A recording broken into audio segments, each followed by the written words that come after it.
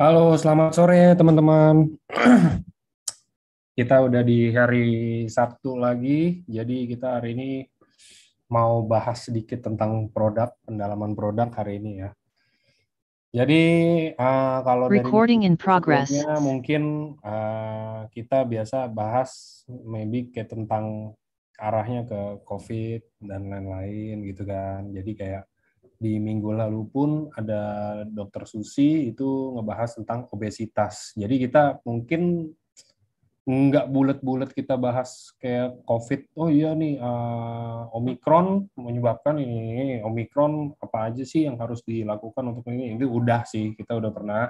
Jadi sekarang kita mau lebih memperdalam topiknya lagi, tapi nggak semerta-merta hanya Omikronnya aja. Jadi hari ini kita mau bahas tuh mungkin lebih ke arah dampak-dampaknya apa aja sih. Jadi kayak tetap utamanya itu Omikron, cuman kayak kita nggak mendalami virusnya ya. Jadi kita mungkin mendalami dampak-dampak yang disebabkan, mungkin lebih jauh lagi kayak Omikron itu uh, menyebabkan apa, mungkin efeknya dampak buruknya apa, mungkin kayak ke pembuluh darah atau mungkin ke jantung atau mungkin ke yang lain-lain gitu kan. Nah, hari ini kita mau bahas lebih ke arah lemak. Ini semacam kayak series sih kalau menurut saya. Jadi sama kayak minggu lalu kita bahas tentang obesitas. Nah, di minggu ini kita lanjutannya dari yang minggu lalu. Kan minggu lalu tuh udah bahas tentang obesitas bahwa berhubungan dengan lemak tubuh. Nah, ini hari ini kita mau bahas dampak buruknya lemak. Lemak itu apa sih buat ke tubuh, terutama pembuluh darah. Jadi, seperti yang kita udah tahu, eh, lemak di pembuluh darah itu bisa menimbulkan plak dan lain-lainnya yang punya dampak sangat negatif bagi tubuh gitu kan. Jadi kita hari ini mau sharing, nanti udah ada Dokter Buana hari ini sebagai speaker dari ahli dari medicalnya, akan bantuin teman-teman, akan sharing ke teman-teman apa sih dampak buruknya dan bisa kenapa sih kalau misalkan dibiarin aja itu banyak lemak di pembuluh darah atau lemak yang berlebih atau dan lain-lainnya. Jadi sudah hadir juga Dokter Buana. Nah, sudah saya spotlight. Halo, selamat sore dok. Sore, Pak Angga. Apa kabar Sore. dok? Baik, baik. Baik. Ya. Di sana hujan terus ya dok ya? Eh, ya beberapa hari ini hujan, Ya. ya. Tapi hari Berarti, ini mendung-mendung saja. yes. By the way, selamat hari Nyepi dok. Kemarin saya telat. Terima kasih, terima kasih. Jadi teman-teman, Dokter Buana ini asli Bali ya dok ya. Betul. Jadi kemarin juga saya kebetulan pas mau ngajak dok Zoom ya dok itu lagi nggak balas karena lagi internetnya lagi diputusin satu hari. Jadi Ya, gitu. Kira-kira hari ini selain yang tadi saya udah jelasin secara singkat dok, kira-kira mungkin ada yang mau ditambahin lagi nggak sih dok dari topik hari ini lebih ke arah mungkin kayak pembuluh darah, apa lemak dan lain-lain mungkin ya. Ada yang mau ya, ditambahin sebelum mungkin kita mulai. ya intinya begini. Kita harus sayangi pembuluh darah kita. Sayangi dalam artian kita harus jaga dari kondisi-kondisi yang memang merugikan. Karena kita tahu bahwa pembuluh darah itu adalah salah satu kekayaan yang ada dalam tubuh kita yang memang peranannya sangat penting sekali kan. Salah satunya adalah membawa oksigen, membawa nutrisi ke sel-sel sehingga ya tubuh kita bisa bertahan dengan lebih sehat yang seperti itu. Nah, upaya-upaya yang dilakukan oleh kita semua masyarakat itu kan berbagai macam upayanya sudah menjaga itu. Nah, apakah nanti kita akan sharing lagi seperti apa yang sudah dilakukan? Apakah selama ini sudah sangat baik? Apakah masih ada yang kurang? Ya itu nanti kita akan sharingkan. Ya, Oke, nah kira-kira itu penjelasan singkatnya. Mungkin sekarang kita bisa langsung mulai mungkin dok. ya. Oke. Oke, silakan. Terima kasih Pak Angga ya. Bapak Ibu, selamat sore. Ya, berjumpa kembali dengan saya, Dr. Buana. Bagi yang baru pertama kali mungkin join, ya sore hari ini kita akan membahas tentang lemak darah ya, tentang lemak darah. Nah, mungkin apakah dampaknya ke dalam pembuluh darah kita itu. Seperti tadi yang saya pendahuluan yang saya sampaikan bahwa pembuluh darah kita adalah salah satu aset di dalam tubuh yang memang kita harus jaga, ya, karena fungsinya dari pembuluh darah itu memang sangat vital sekali. Dalam hal ini adalah membawa darah dan komponen-komponen darah, ya, termasuk oksigen, nutrisi, ya, vitamin, hormon dan lain sebagainya, itu ke organ-organ targetnya. Nah, sebagai apa namanya, organ yang memang berperanan penting, kalau kita tidak jaga dengan baik, ya tentunya itu akan nanti menimbulkan satu problem, ya. Nah, salah satu problem yang sering kali memang mengakibatkan fungsi dari pembuluh darah itu menjadi tidak bagus itu adalah lemak darah, ya.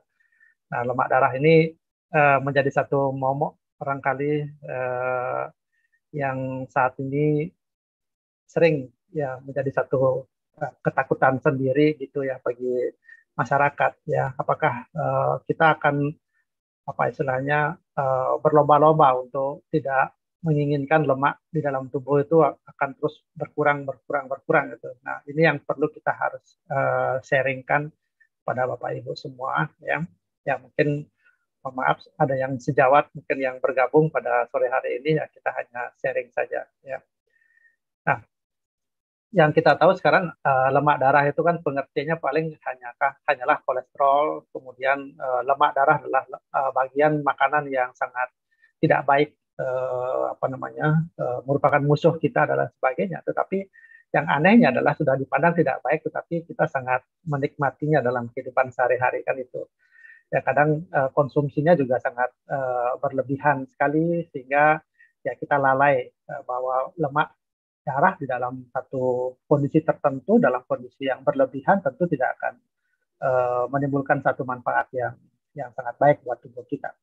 Nah, yang kita kenal lemak darah ini kan kolesterol dan triglycerid, ya, itu dua lemak darah yang apa namanya yang paling sering kita cek, yang kita awasi apakah kadar di dalam tubuh kita itu masih normal, ataukah sudah rendah, ataukah memang tinggi, ataukah sangat tinggi sekali.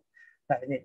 Nah, tentang triglycerid, ya, tentang triglycerid ini sebenarnya yang apa namanya, asam lemak yang murni yang ada di dalam lemak darah kita. Nah, sedangkan kalau kolesterol itu kan zat lemak yang memang ada di dalam tubuh, uh, tetapi menjadi satu bagian dari apa namanya, dari lemak darah itu sendiri, ya. Ini adalah sekali lagi triglycerid dan kolesterol itu memang sama-sama dibuat oleh tubuh kita, akan tetapi memang kadarnya juga bisa meningkat apabila memang asupan yang kita dapatkan dari luar atau menjadi konsumsi kita sehari-hari itu memang bisa berlebih. Jadi sumber dari lemak darah itu triglycerid dan kolesterol itu yang pertama memang dari tubuh kita sendiri, yang kedua adalah dari asupan dari luar, ya. Nah, memang ada perbedaan antara triglycerid dengan apa namanya, dengan kolesterol dari sisi fungsinya saja, dan dari sisi fungsi. Nah, beberapa minggu yang lalu saya sudah sempat sharing sama Bapak Ibu yang mungkin mengetahui tentang kolesterol seperti apa dan manfaatnya, bagaimana juga akibat-akibatnya bila mana kolesterol terlalu tinggi. Nah, kita berbicara sekarang tentang triglycerid. Ya, triglycerid ini memang lebih fungsinya pada energi, ya. Ya, fungsinya pada energi, sedangkan kolesterol itu fungsinya pada metabolisme dari sel, termasuk juga nanti sebagai pelindung dari sel untuk penciptaan hormon dan lain sebagainya. Nah, dalam kondisi yang sangat berlebih, memang triglycerid dan kolesterol ini memang memiliki dampak yang tidak bagus sekali, ya, terutama sekali adalah pada saat dia menjalani satu apa peredaran di dalam darah itu sendiri, ya. Nah, ini yang kadar triglycerid yang direkomendasikan, ya, yang bisa menjadi acuan buat Bapak Ibu bila mana nantinya ingin satu pemeriksaan dan ingin satu antisipasi apakah kondisi triglycerid saya saat ini di kondisinya berapa. Nah, ada yang kategori rendah, ada yang normal, ya, ada yang agak tinggi, tinggi dan sangat tinggi. Nah, tentu yang kita tidak inginkan adalah yang mulai ke arah yang agak tinggi, ya, mulai ke arah yang agak tinggi. Inilah kita harus mulai kita waspada, mulai kita wanti-wanti gitu, apakah asupan makanan-makanan yang banyak mengandung TG ini selama ini sudah mulai mengarah ke yang tidak tidak baik, ya. Apalagi yang sudah mengakibatkan satu dampak yang kita rasakan dan kita derita, misalnya hipertensi misalnya, ya, dan penyakit-penyakit yang lain yang kita dapatkan, dan salah satunya memang bisa disebabkan oleh tingginya dari lemak darah ini. Nah, kalau kita lihat Bapak Ibu, eh, apa namanya, kadar trigliserid ini memang ringnya itu sangat sangat jauh, ya, sangat jauh sekali. Jadi antara misalnya yang tinggi dari 200 sampai hampir 500 itu, eh, ring bisa sampai ke 300, ya, bisa sampai ke 300. Tapi yang kita bukan kita mengacu pada apa eh, nominalnya sebenarnya, tapi yang kita ingin waspadai bahwa angka tersebut sudah mengarah ke kategori-kategori yang sebelah kiri dalam dalam slide ini. Nah, kalau misalnya sudah mulai ke agak tinggi, nah apa upaya kita untuk mengharapkan supaya kadarnya menjadi yang kadar yang normal, ya. Nah, seperti tadi yang saya sampaikan, ada penyebab kadar trigliserid yang bisa tinggi di dalam tubuh kita. Yang komponen 1 dan 2 ini yang paling sering, ya, adanya konsumsi makanan karbohidrat yang tinggi dengan rendah protein. Nah, Bapak Ibu, karbohidrat tinggi itu biasanya yang kita dapatkan itu memang dari eh, bahan-bahan tepung, ya, bisa dari beras ataukah nasi, ataukah bahan-bahan beras itu sendiri, ya. Kalau ini kita konsumsi agak berlebihan, apalagi dengan rendah protein, bisa dari protein hewani dan nabati, di dalam tubuh itu akan dirubah dia menjadi trigliserid. Nah, akibatnya adalah trigliserid yang berlebihan tersebut akan ditumpuk dalam bentuk lemak di dalam tubuh. Ya, makanya tidak heran, ya, penderita-penderita orang-orang yang memiliki badan yang agak gemuk, ya, memang itu adalah bagian dari penumpukan-penumpukan lemak akibat dari tingginya trigliserid. Ya, tapi memang tidak semuanya yang kita inginkan. Pada umumnya yang saya katakan, ya. Demikian juga pada orang-orang yang sering meminum alkohol. Ya. Alkohol kita tahu bahwa memiliki kalori yang sangat tinggi juga, ya, dengan eh, apa namanya, susunan kimia yang ada di sana, itu mengakibatkan satu nanti metabolisme yang berlebih, sehingga apabila pada penderita tersebut tidak aktif, ya, artinya sangat jarang untuk menggerakkan badan, maka sisa kalori yang tersimpan di dalam tubuh itu akan disimpan dalam bentuk lemak. Nah, ini tentu akan mengakibatkan TG juga akan tinggi. Dan ada beberapa penyakit-penyakit yang lain yang juga secara otomatis akan membuat satu kadar TG yang tinggi. Ini tentu nanti berkaitan dengan metabolisme sel. Ya, misalnya penyakit kencing manis, ya, infeksi pada pankreas, pengerasan hati yang kita sebut sebagai sirosis, ya, gangguan pada ginjal dan lain sebagainya. Nah, obat-obatan tertentu juga bisa mengakibatkan tingginya TG ini, ya. Seperti contoh adalah penggunaan obat antihipertensi, ya, yang dalam hal ini adalah beta blocker, kemudian penggunaan dari kortikosteroid yang sangat lama, ya, kemudian ada pil KB.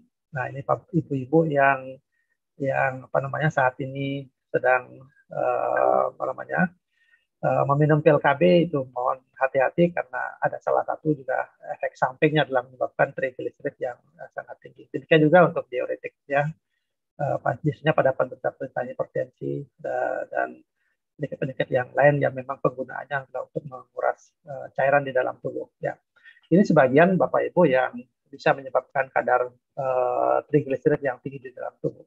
Nah, eh, apa sih yang terjadi bila mana lemak darah itu sangat tinggi di dalam tubuh kita atau di dalam peredaran darah kita, ya? Karena lemak darah ini akan bisa di apa namanya ditransfer dari sumbernya, misalnya di apa namanya di hati, dan akan dia berpindah ke target organ itu adalah melalui satu ikatan ya dengan protein ya. Nah, ini disebut sebagai lipoprotein. Tentunya tempat alirannya dia untuk berpindah itu adalah di pembuluh darah. Nah, itu. Jadi pembuluh darah lah yang akan mengantarkan dari mana sumber lemak darah tersebut dihasilkan sampai kepada target organnya, ya misalnya ke sel ataukah ke organ-organ yang lain. Nah, tentu di dalam masa perjalanannya, ya dalam perjalanannya dia perpindahan dari satu organ ke organ yang lain melalui pembuluh darah itu, di saat kondisi-kondisi tertentu, misalnya dalam jumlah yang berlebih, tentu akan mempengaruhi cairan darah yang ada di dalam pembuluh darah itu.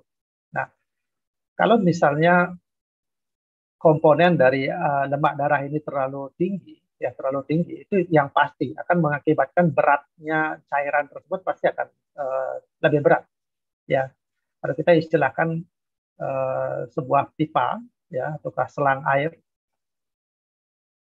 kalau dilalui oleh air tentu akan lebih lancar ya daripada selang tersebut dialiri oleh minyak misalnya.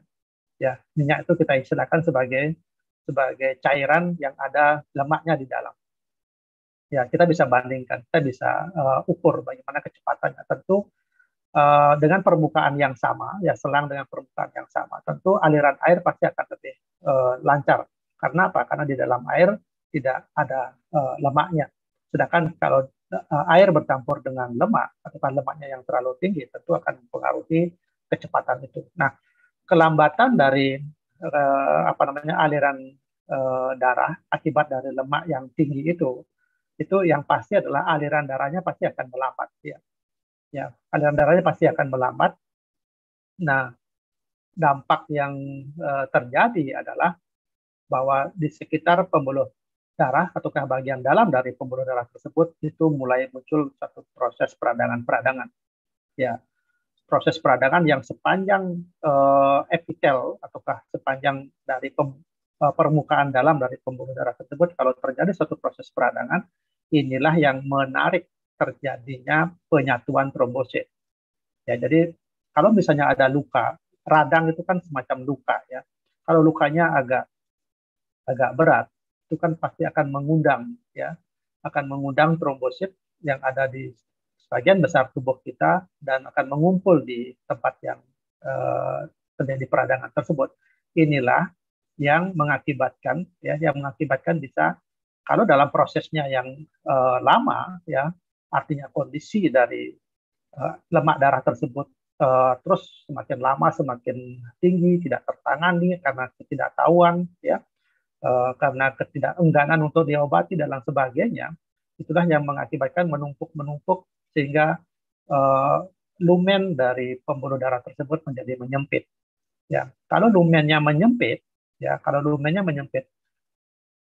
justru akan mengakibatkan aliran darah menuju ke target organ, ya ke daerah yang akan diberikan darah tersebut, itu pasti akan lebih kecil lagi, ya volume yang akan dibawa ke sana.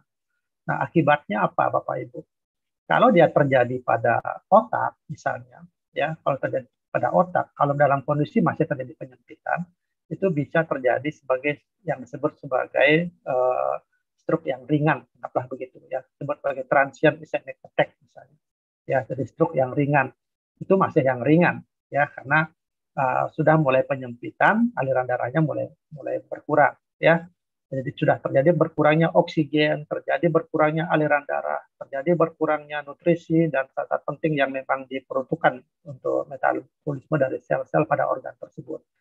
Nah, kalau terjadi penyempitannya terjadi pada dada misalnya, ya pada jantung misalnya, itu bisa terjadi satu angina atau nyeri dada. Ya, nah kondisi ini masih bisa membaik, ya.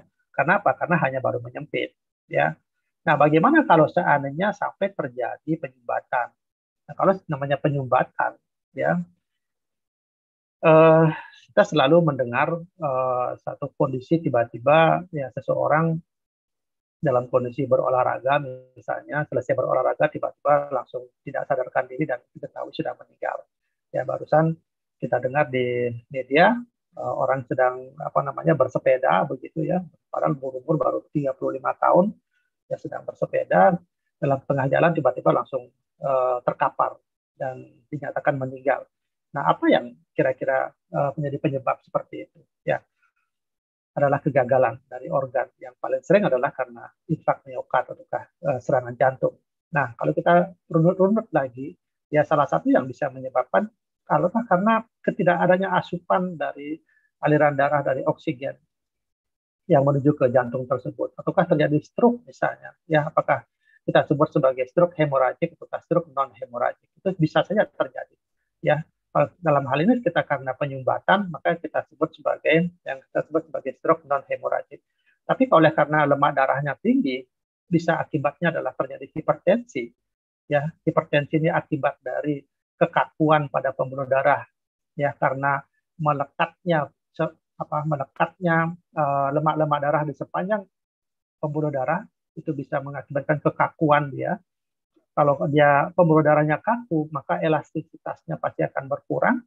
Kalau elastisitas pembuluh darah itu berkurang, mengakibatkan kemampuan dari arteri untuk berdenyut itu pasti akan berkurang. Akibatnya adalah tekanan di dalam dari jantung tersebut untuk memompakan darah ke seluruh organ tubuh itu pasti akan berat. Nah, akibatnya apa? Terjadi hipertensi. Kalau hipertensi yang berlanjut, kalau daya tahan dari pembuluh darah di otak tidak mampu, bisa jadi pecah. Ini yang disebut sebagai stroke. Kalau dia terjadi pada jantung, bisa mengakibatkan infak miokard. Kalau terjadi pada ginjal, bisa terjadi juga infak ginjal dan sebagainya. Ya, tentu sekali lagi Bapak Ibu, dampak yang bisa mengakibatkan terjadinya gangguan pada pembuluh darah ini bisa mengakibatkan dampak ke target organ-organ vital kita itu memang sangat sangat besar sekali. Ya, makanya dalam slide ini beberapa kondisi-kondisi yang bisa terjadi. Yang pertama mulai dari berat jenis dari darah itu sendiri pasti akan meningkat, mengakibatkan aliran darah pasti akan melambat, sehingga mulai terjadi proses peradangan pada pembuluh darah. Kalau dia melekat sepanjang aliran darah itu mengakibatkan kekakuan pada pembuluh darah, ya salah satu akibatnya adalah karena bisa terjadi hipertensi. Hipertensi bisa mengakibatkan juga penyakit-penyakit yang lain.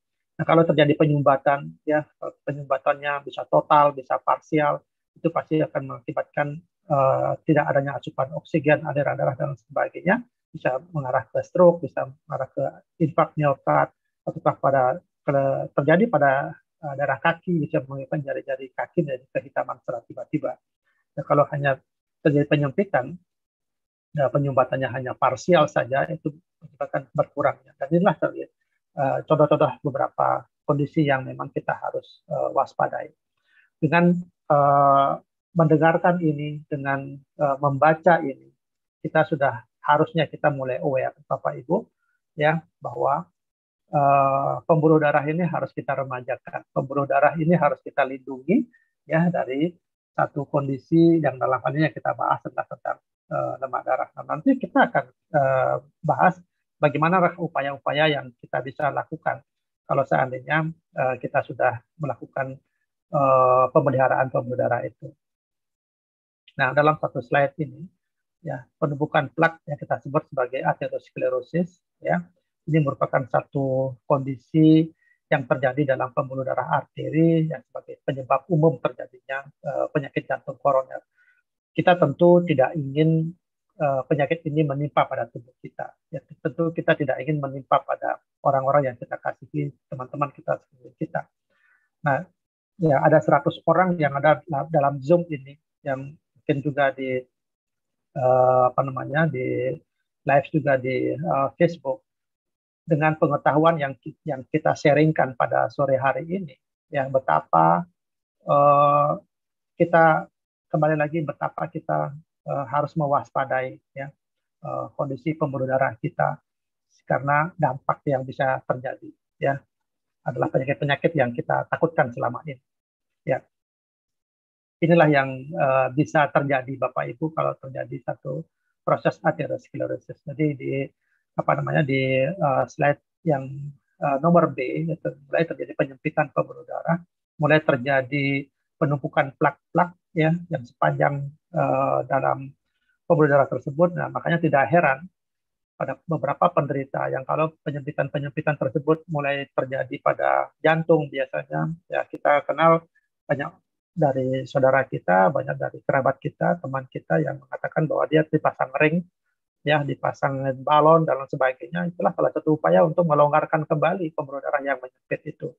Itu bisa membayangkan betapa betapa stresnya, ya, betapa tidak nyamannya orang dilakukan pemasangan ring, ya, dilakukan pemasangan balonisasi misalnya pada kateterisasi misalnya pada pembuluh darah jantung, ya, dan itu pun tidak menjamin, ya, tidak menjamin bahwa kehidupannya akan bisa berlangsung lama apabila ya apabila tidak ada upaya untuk melakukan perbaikan, ya. Nah, tadi tentu yang kita harapkan adalah kondisi trigliserid ataukah lemak darah kita tetap tetap dalam kondisi yang normal. Mungkin sebagian dari Bapak Ibu yang sedang mendengarkan uh, sharing atau seminar medis pada sore hari ini adalah teman-teman sebaya sebaya saya, ya, seumuran 40, 30 sampai 50 tahun lah begitu ya. Tentu dari pemeriksaan-pemeriksaan laboratorium ya mungkin masih ada ataukah masih banyak yang memiliki kadar lemak yang masih normal, ya. Tentu itu yang kita inginkan, ya, itu yang kita inginkan. Nah, kita akan kembalikan, ya, apakah kondisi normal itu akan tetap kita pelihara sampai ke masa tua apakah tidak, kan itu menjadi pertanyaan kita, ya. Ataukah jangan sampai nanti ketika TG yang normal ataukah kolesterol yang normal pada saat ini, pada saat Anda berumur 30 tahun, 40 tahun, 50 tahun, itu akan menjadi tidak normal lagi di saat umur menjadi lebih tua lagi misalnya, sehingga mulai akan muncul penyakit-penyakit yang lain. Nah, upaya apa yang bisa kita lakukan? Yang pertama adalah menentukan pola makan sehat, ya. Pola makan sehat tentu yang di sini dalam TG ini adalah makanan-makanan yang mengandung karbohidrat, terutama di makanan cepat saji, ya. Makanan cepat saji. Jadi saya tidak mengatakan tidak boleh, ya, tetapi mungkin kebiasaan kita untuk menerima makanan cepat saji atau konsumsi makanan karbohidrat yang berlebih mungkin sudah mulai kita kurangi lagi, ya, karena ya dalam materi ini kita selalu menyampaikan bahwa ini tolong hati-hati ya pada pada orang-orang yang mendapatkan makanan dengan karbohidrat yang tinggi terutama dari makanan yang cepat saji. Yang kedua adalah menghindari makanan dengan kadar gula dan karbohidrat yang tinggi. Ya, kadar gula tadi dikatakan bahwa akan memicu terjadinya diabetes, bahwa salah satu efek dari diabetes adalah munculnya trigliserid yang tinggi juga. Nah, ini gula yang tinggi juga akan terjadi penumpukan kalori di dalam tubuh. Nah, sedangkan kalori di dalam tubuh juga menyebabkan TG yang tinggi juga, dan nanti efeknya akan bercerita di dalam perkembangan metabolisme di dalam tubuh, pasti akan mengakibatkan yang tidak normal, ya. Nah, yang ketiga adalah memilih lemak yang sehat, ya, seperti lemak omega 3 misalnya yang terdapat pada ikan, ataukah mengkonsumsi produk-produk yang memang memiliki produk makanan kesehatan, ya, yang memiliki kemampuan untuk memperbaiki itu, ya. Nah, tentu ini akan menjadi satu proses alternatif, ya, daripada kita mengkonsumsi obat-obatan misalnya, ya. Apakah sekarang ini produk-produk nutrisil yang natural itu sudah berkembang sangat sangat baik sekali, ya, dan tidak menjadi satu akan menjadi satu nilai, ya, buat kita yang mengkonsumsi, ya. Kita tahu bahwa produk-produk natural seperti itu juga melalui satu proses penelitian, ya. Pabrik-pabrik yang ada di dunia ini ataukah yang memang menjadi produsen-produsen makanan kesehatan yang terbaik di dunia, tentu mereka memiliki satu tim peneliti-peneliti yang qualified itu untuk menemukan produk-produk makanan yang memang terbaik buat tubuh kita, ya. ya itu silakan ya. Jadi apapun itu yang kita bisa upayakan untuk memperbaiki ya sebagai makanan sehat itu dipersilakan. Yang kedua, Bapak Ibu, nah ini yang kadang eh, apa namanya kebiasaan yang sudah kita lakukan, ya melakukan olahraga, ya saya katakan melakukan olahraga. Tapi pertanyaan saya adalah secara teratur atau tidak? Ya, ini masalah ngomongin teratur atau tidak. Oh, saya sudah sering olahraga. Olahraganya apa? Oke, jogging. Tapi teratur tidak. Nah, yang di sini yang ditekankan adalah olahraga secara teratur. Ya, disarankan untuk meningkatkan aktivitas fisik, ya, untuk menurunkan kadar triglycerid. Ya, penyebab salah satu penyebab TG yang tinggi adalah karena malas bergerak. Nah, ini ya. Jadi aktivitas fisik dalam hal ini adalah kita bisa salah satunya adalah melakukan olahraga, tapi dengan olahraga yang teratur.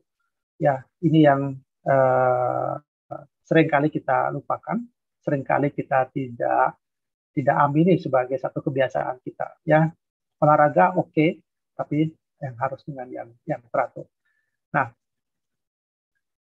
bagi yang memiliki kadar-kadar lemak darah yang tinggi, ya kalau kita ingin mengupayakan penurunan lemak darah tersebut melalui satu olahraga yang teratur, ya ini ada tips yang bisa dipakai oleh Bapak Ibu, ya.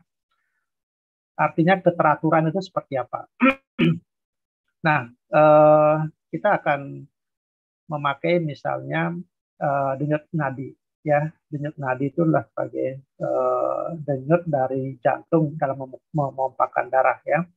Nah, kita ada rumusnya, jadi denyut nadi maksimal yang kita akan capai, ya, nadi maksimal pada usia kita, artinya kemampuan jantung kita berdetak itu disesuaikan dengan umur, ya. Misalnya rumusnya adalah 220 dikurangi usia. Kemudian dari denyut nadi maksimal itu yang bisa kita pakai, yang bisa kita targetkan adalah 50-70%-nya. Anggaplah kita pakai misalnya 60% lah dari denyut maksimal. Inilah target denyut nadi yang harus kita capai, yang harus kita pertahankan selama sekian waktu tertentu, ya, sekian waktu tertentu. Nah, olahraga yang diharapkan itu adalah 150 menit per minggu, ya, 150 menit per minggu. Jadi kalau misalnya Bapak Ibu ingin olahraganya adalah 3 kali seminggu, berarti tinggal dibagi 3 saja, 150 menit dibagi 3, kita dapatnya 50 menit. Jadi setiap kali kita olahraga minimal 50 menit. Ya, ini di luar dari warming up dan cooling down. Nah, jadi tolong, saya sudah olahraga selama 1 jam misalnya, tapi 20 menitnya adalah warming up dan 20 menitnya adalah cooling down.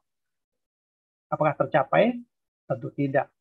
Ya, jadi 50 menit itu adalah batasan waktu di mana kita bisa mempertahankan 60% dari denyut nadi maksimal. Ya, denyut nadi maksimal. Nah, kita ambilkan contoh, ya. Misalnya usia saya 50 tahun, ya, denyut nadi maksimal saya adalah di angka 170. Karena 220 dikurangi 50, ya. Jadi 170. Nah, saya ambil 60%-nya, ya. Jadi 60% dikalikan 170 adalah 100 kali per menit. Jadi denyut jantung saya di saat saya olahraga, saya harus pertahankan 100 kali per menit, ya, selama 50 menit. Nah, itu pengertiannya. Jadi jenis olahraga apa yang bisa mempertahankan denyut jantung saya, ya, 100 kali per menit selama 50 menit. Nah, inilah yang bisa untuk dalam artian membakar lemak kita di dalam tubuh kita. Kalau kita membakar lemak, artinya bahwa apa namanya tumpukan-tumpukan lemak di dalam tubuh kita seiring waktu, ya, seiring waktu karena olahraga secara konsisten, ya, itu pasti akan mengalami penurunan. Sekali lagi, Bapak Ibu, ini adalah boleh dijadikan sebagai satu acuan buat Bapak Ibu, ya, kapan kita sudah bisa menjalankan cara itu dengan baik. Nah, ada satu hal yang mungkin bisa saya gambarkan bagaimana hubungan olahraga dengan lemak tubuh. Ya, ini saya inspirasi dari salah satu apa namanya olahragawan terbaik di Indonesia. Ya, jadi ada otot rangka, kemudian ada tulang dan ada lemak. Ya, sekali lagi ada otot rangka, ada tulang dan ada lemak. Nah, kalau yang kita aktifkan, ya, yang kita berolahraga itu adalah otot-otot rangka. Jadi otot-otot yang memang memegang rangka tubuh kita, ya. Jadi ini yang kita aktifkan, yang melekat otot yang melekat pada rangka. Rangka itu kan pasti dari tulang. Nah, kalau kita secara rutin menggerakkan otot-otot rangka, ya, itu akan memperkuat tulang-tulang kita, ya, akan memperkuat tulang kita. Nah, kalau tulang kita sudah kuat, ya, tentu kita lebih banyak untuk beraktivitas, lebih banyak dipakai untuk bergerak, ya, lebih banyak dipakai untuk berolahraga. Nah, kalau olahraganya yang benar seperti tadi, ya, akibatnya lemak di dalam tubuh kita pasti akan berkurang. Ya, demikian juga sebaliknya, Bapak Ibu. Ya, kalau kita tidak banyak memakai otot rangka ini, ya, atau kita memakai otot rangka ini dalam kegiatan sehari-hari, ya, tidak banyak bergerak, artinya begitu, maka tulang kita pun akan menjadi lemah, ya, karena otot rangkanya tidak di stretch, ya, mengakibatkan tulang yang ada di dalam tubuhnya pasti akan lemah. Kalau tulangnya lemah, ini pasti akan memalaskan kita untuk melakukan pergerakan, ya, karena dipakai bergerak saja sedikit langsung merasakan sakit, ya, bergerak sedikit langsung sakit. Akibatnya apa? Malas untuk bergerak. Kalau malas bergerak, maka lemak di dalam tubuh pasti akan meningkat. Ya, seperti itu apa segitiga yang bisa digambarkan apa dari slide ini. Ini sangat sangat menginspirasi sekali ya buat Bapak Ibu bila mana memang kita senang untuk berolahraga. Ya. Yang ketiga adalah menjaga berat badan. Ya, menjaga berat badan ini hubungannya nanti berat badan ideal. Berat badan yang terlalu berat ya pasti akan mengakibatkan apa namanya asupan atau aliran darah ke dalam di dalam aliran darah, pembuluh darah itu pasti akan semakin berkurang, akan mengakibatkan ketegangan dari pembuluh darah itu menjadi akan lebih tegang lagi. Ya pada umumnya memang penderita-penderita pasti ada potensi atau risiko terjadi hipertensi. Maka sangat dianjurkan sekali bahwa kita memiliki berat badan yang ideal. Ya bagaimana caranya? Ya ini ada apa namanya bisa mengukurnya ya. Jadi kita memakai indeks dari massa tubuh, ya ada rumusnya seperti itu. Nah, bagaimana kalau misalnya kita memiliki berat badan 80 kilo dengan tinggi badan 1,7, nah apakah indeks massa tubuh saya masih terkategori sebagai apa? Nah, ini ada cara. Jadi sekali lagi berat badan kita harus kendalikan. Menghentikan kebiasaan minum alkohol yang berlebihan, ya. Tanda merahnya adalah yang berlebihan. Alkohol satu saat mungkin penting buat tubuh kita asalkan memang dikonsumsi secara normal ya. Ada yang mengatakan bahwa itu untuk memanaskan tubuh kita, that's okay. Ya silakan, tapi jangan minum alkohol menjadi satu kebiasaan dan menjadi satu habit yang menyebabkan konsumsinya menjadi berlebih sampai setiap hari berkonsumsi tentu pasti akan tidak bagus sekali buat tubuh kita. Nah, yang itu saran bagi teman-teman atau Bapak Ibu yang masih memiliki kadar TG yang normal. Ya, kadar TG yang normal artinya ingin tetap triglyceridnya atau kolesterolnya boleh dibilang seperti itu tetap baik di dalam di dalam tubuh kita sampai sepanjang hidupnya. Nah, yang jadi pertanyaan adalah bagaimana dengan yang kadar TG-nya sudah tinggi di dalam tubuh kita. Tentu yang kita harus perhatikan bahwa kita harus turunkan. Dengan cara apa? Minum obat. Ya, ada obat yang memang fungsinya memang menurunkan kolesterol, mau yang menurunkan triglyceride, yang menurunkan lemak darah, ya konsumsi itu, ya sampai nanti pada akhirnya kita akan kombinasi dia dengan suplemen dan lain sebagainya, ya, mengingat bahwa ada beberapa produk-produk nutrisional yang memang memiliki khasiat untuk itu, ya. Tapi kalau kita meminum obat penurun triglyceride dengan satu macam nama obat, yang kita tidak dapatkan adalah tidak bisa memperbaiki kondisi rusak pada organ yang lain. Itu masalahnya.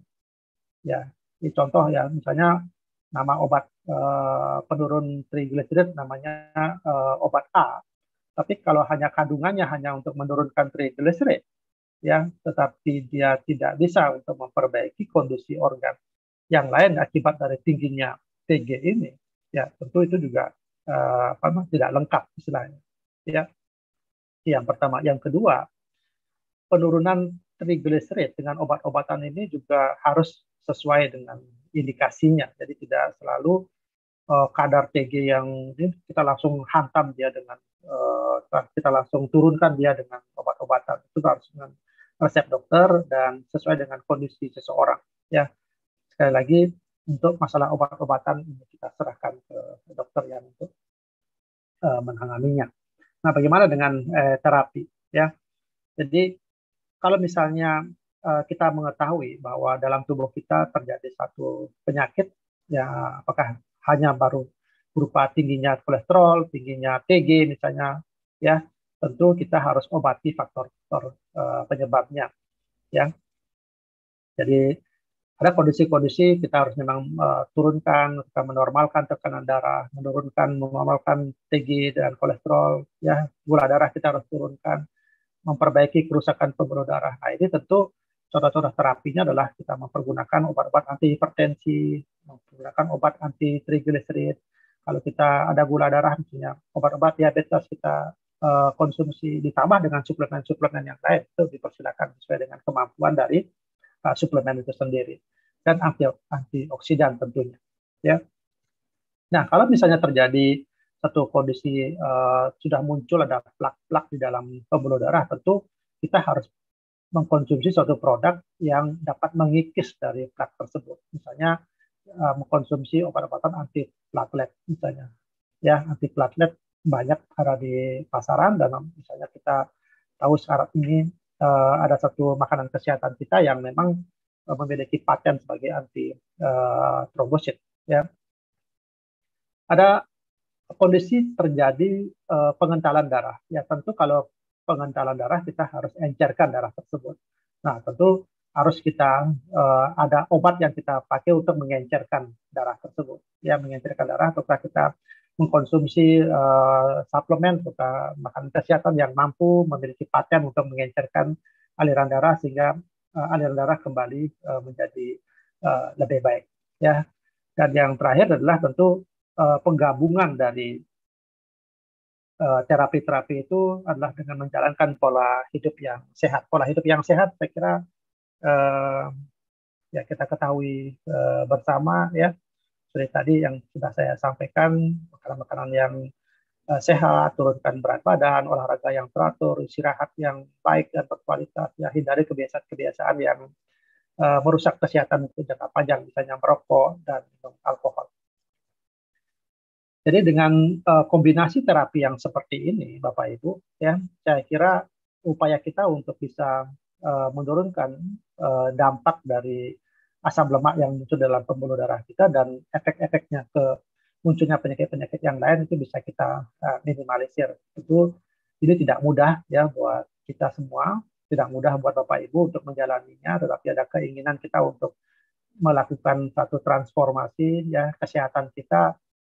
Kita sekarang ada di dalam komunitas AFC, ya tentunya ini tidak hanya kita berbicara tentang bisnis, tidak hanya berbicara tentang produk, tetapi bagaimana kita mentransformasi keinginan kita menjadi lebih sehat kembali. Saya kira kesehatan itu yang paling penting, ya. Karena kalau kondisi kita sehat, apapun yang bisa pekerjaan kita, mencari, menjalankan bisnis, mencari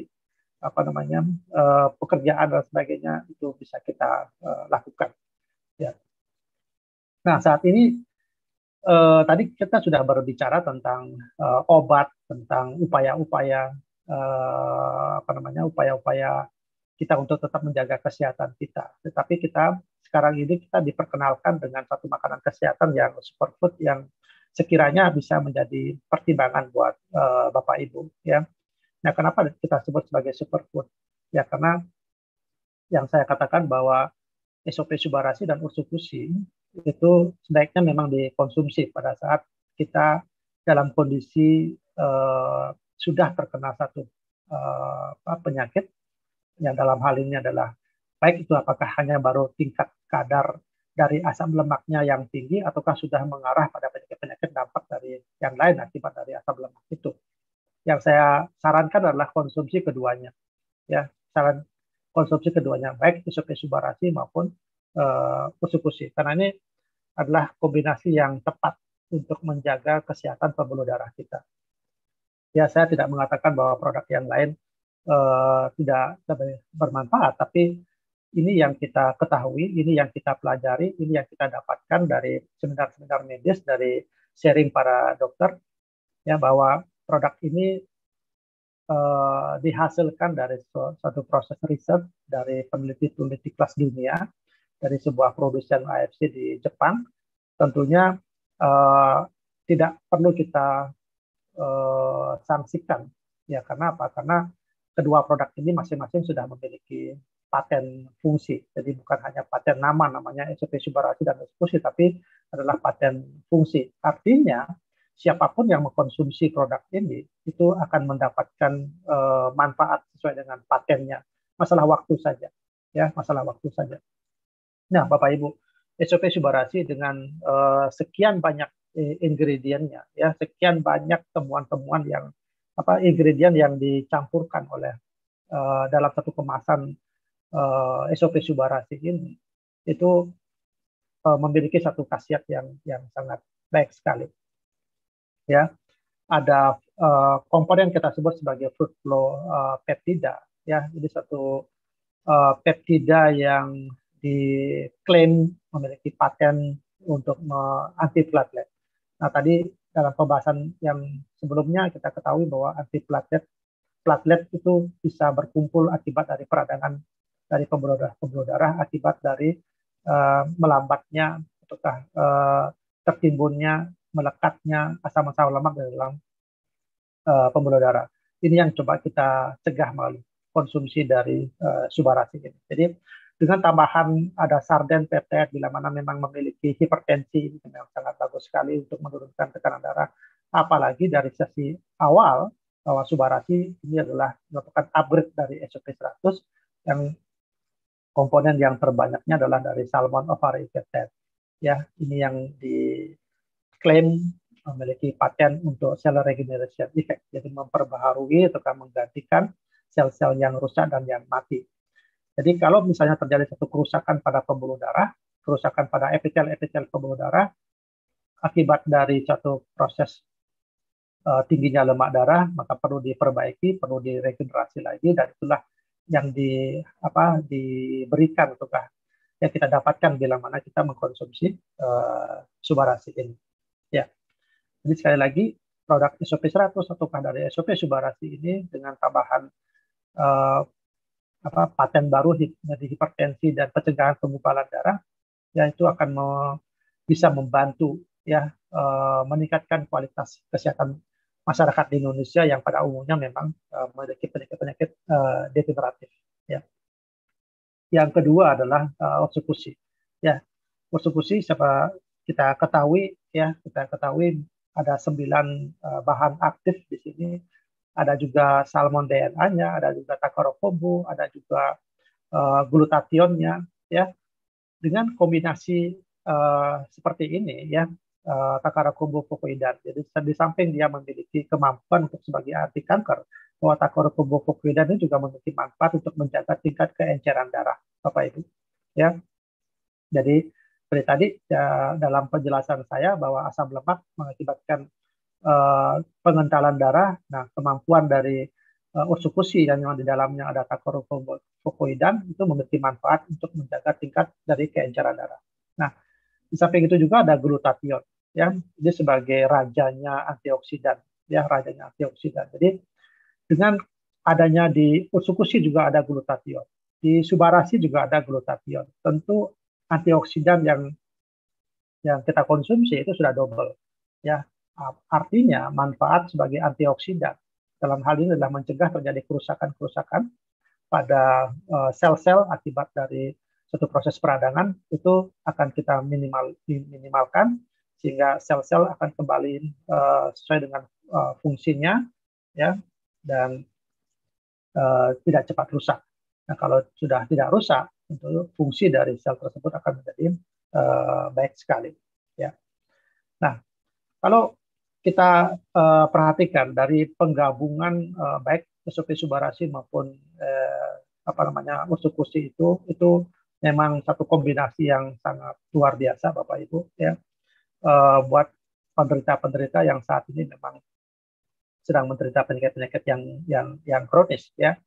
Jadi kadang memang kita memberikan satu alternatif, ya, tetapi kalau boleh saya katakan kalau memang mampu untuk mengkonsumsinya, yang saya sarankan adalah kombinasikan SOP Subarashi dan Utsukushi ini. Ya, ini satu testimoni saja, Bapak Ibu. Ini orang yang apa namanya sudah sekian lama menderita satu kolesterol yang tinggi, yang trigliserid yang tinggi, HDL dan LDL yang sedemikian ini. Ini adalah upaya yang sudah dia lakukan. Bagaimana caranya untuk menurunkan? Yang mungkin pemeriksaan yang ini kelihatan masih high, ataukah di HDL-nya masih low. Tapi inilah upaya, ya. Artinya pada sekian kali waktu pemeriksaan ini, sebelumnya memang kolesterol sangat tinggi sekali, ya. Tapi dengan dia lakukan olahraga, konsumsi apa namanya, makan makanan yang mulai sehat, dia perbaiki, dia dengan pola hidup yang sehat, kemudian ada dia kenal sekarang dengan Subarashi misalnya dan Utsukushi, dia konsumsi secara teratur dan dilakukan pemeriksaan dalam sekian lama, inilah yang dia hasilkan. Memang masih tetap tinggi, tapi kalau kita bandingkan dengan yang sebelumnya itu sangat jauh sekali menurun. Ya, inilah faktanya bahwa tidak hanya memang Subarashi dan Utsukushi yang mempengaruhi ini, tetapi ada satu kombinasi yang lain, aktivitas-aktivitas yang lain yang bisa dapat membuat satu kondisi menjadi lebih baik lagi. Kondisi saya pun seperti ini, kalau Bapak Ibu bisa melihat perkembangan yang terjadi pada diri saya dari bulan Juni 2019, kemudian saya bandingkan dengan September 2019 sampai saat ini pun saya masih mengkonsumsi produk itu. Ya tentu kalau melihat secara kenyataan, ya memang akan berbeda yang kita dapatkan. Seperti yang saya rasakan secara pribadi, ya, dengan aktivitas saya kembali ke pola hidup yang sehat, dengan olahraga yang teratur, saya katakan, ya, mulai ke mengendalikan stres dan sebagainya, ya, tentu dengan konsumsi Subarashi, konsumsi Utsukushi, ya, ini adalah satu hasil yang tidak bisa terbantahkan, ya, tentu dengan kondisi yang seperti ini yang kita idam-idamkan, ya, tentu Bapak Ibu ya juga menginginkan satu kondisi yang lebih baik seperti yang saya alami saat ini. Ya, demikian mungkin yang dapat saya sharingkan pada sore hari ini. Kita kembalikan ke Pak Angga untuk kita mulai dengan diskusi. Silakan Pak Angga. Oke, kita mulai tanya jawab ya buat teman-teman yang mungkin mau tanya-tanya. Oh, ini udah banyak sih. Boleh langsung ditulis di kolom chat ya. Mau tanya.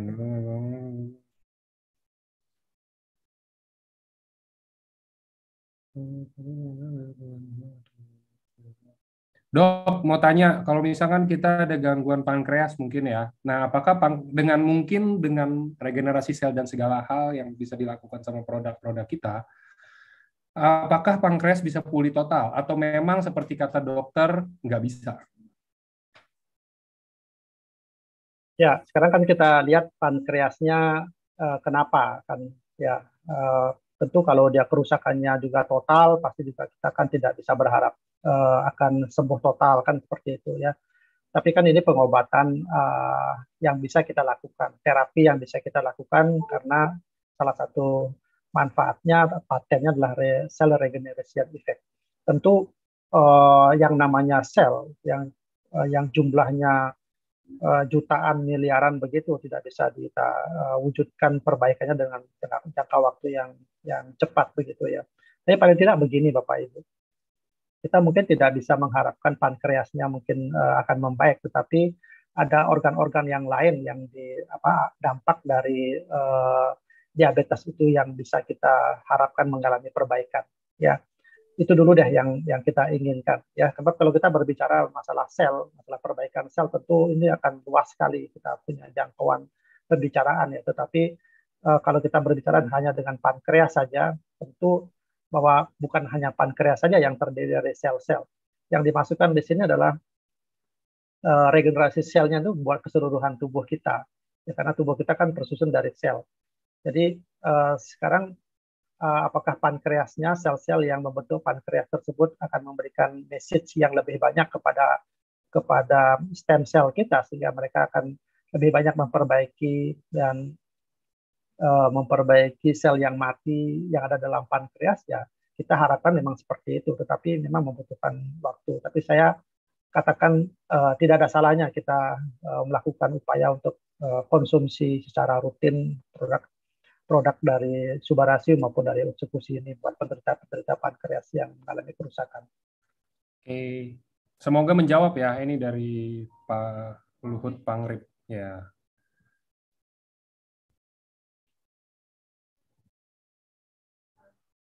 Terus ada yang mau tanya lagi, Dok, kalau paru-parunya masih sama ini, Dok, mau tanya kalau paru-parunya warnanya masih putih karena kayak banyak kena flek akibat COVID, apakah bisa pulih seperti sedia kala, benar-benar normal sebelum kayak kita kena COVID? Nah, terus dia juga mau nanya, baiknya konsumsi yang apa kalau untuk kasus ini? Ya, kalau masih putih warnanya berarti kan masih terjadi proses infeksi atau peradangan pada paru-paru ya. Kalau terjadi peradangan oleh karena bakteri, biasanya kan tetap dikasih obat antibakteri ya, kita sebut sebagai antibiotika.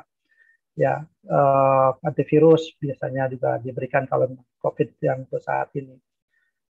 Ya, kombinasi dari terapi-terapi antibiotika, antivirus dengan suplemen yang kita kenal sekarang itu, apakah dengan Subarasi maupun Utsukushi itu saya kira pasti akan membuat kondisi kita menjadi lebih baik lagi ya.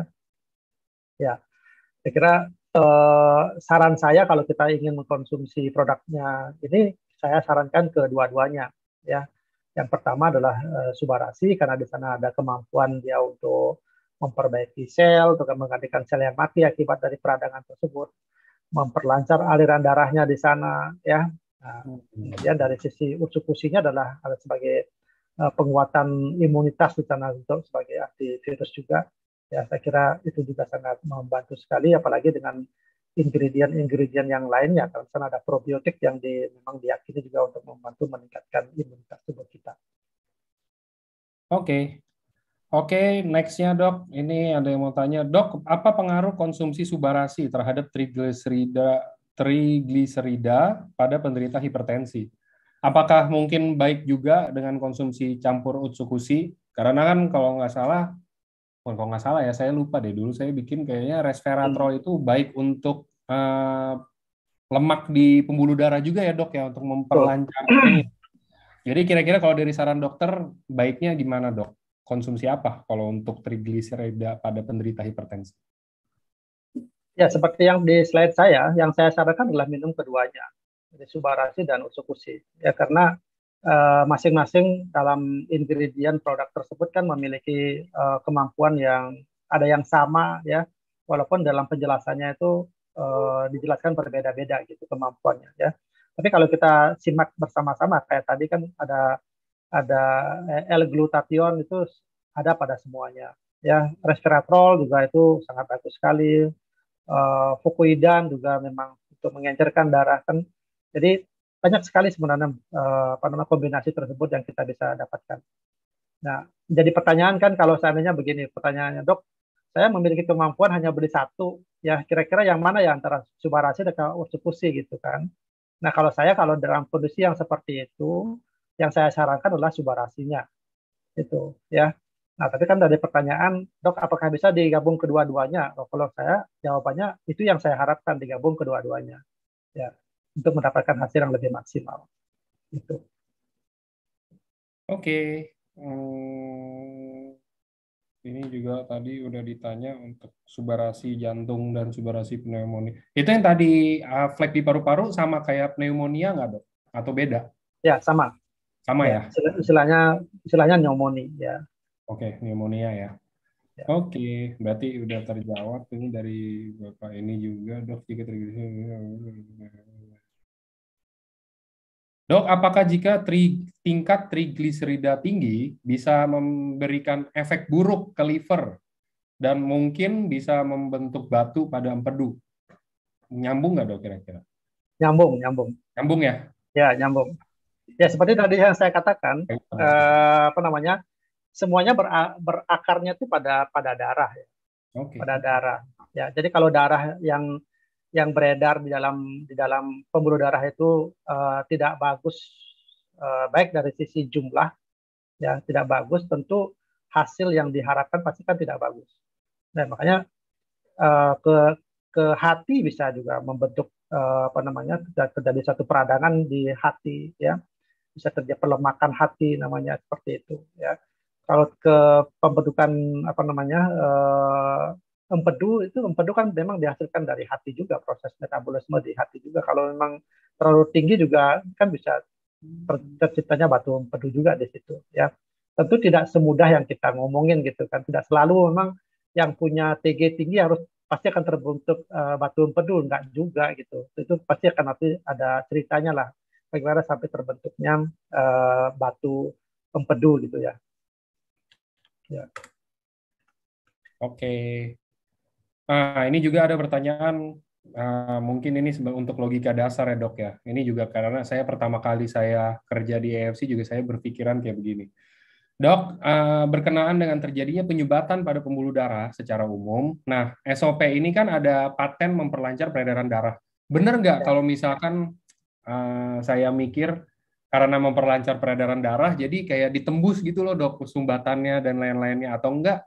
Mungkin dokter bisa jelasin nggak fungsinya dari mana sih dengan kita konsumsi Subarasi bisa pembuluh darah jadi lancar, mencegah penyumbatannya juga dan lain-lain. Ya, yang yang yang pertama kan, yang pertama adalah gini. Kalau kita lihat dari patennya ya, cell regeneration effect kan gitu ya, memperbaiki sel yang mati dan yang rusak. Ya, kalau dalam TG yang tinggi, atau kolesterol yang tinggi di dalam pembuluh darah, artinya tinggi di dalam darah, itu kan memiliki potensi terjadi satu proses peradangan, ya, proses peradangan di dalam epitel-epitel ataukah di dalam lumen dalam, bagian dalam dari pembuluh darah tersebut. Nah, kalau terjadi proses peradangan, tentu ada sel-sel yang mati dan rusak di sana. Nah, disinilah fungsinya dia. Ya, kalau terjadi satu rigid-rigid, gimana ya saya bilang ya, kalau permukaannya halus, ya, kalau permukaan dari pembuluh darahnya itu halus, tentu aliran darahnya pasti akan lancar kan gitu. Nah, kalau permukaan dalamnya dari pembuluh darah tersebut banyak yang luka-luka, banyak yang terjadi satu proses peradangan, aliran darahnya pasti tidak akan selancar permukaan pembuluh darah yang halus. Itu yang pertama, ya. Yang kedua, melancarkan aliran darah. Kali ini maksudnya adalah gini, kan di dalam Subarasi itu kan ada antiplatelet, ya. Antiplatelet itu adalah artinya mencegah untuk terjadi penumpukan plak lagi yang lebih berat lagi, ya.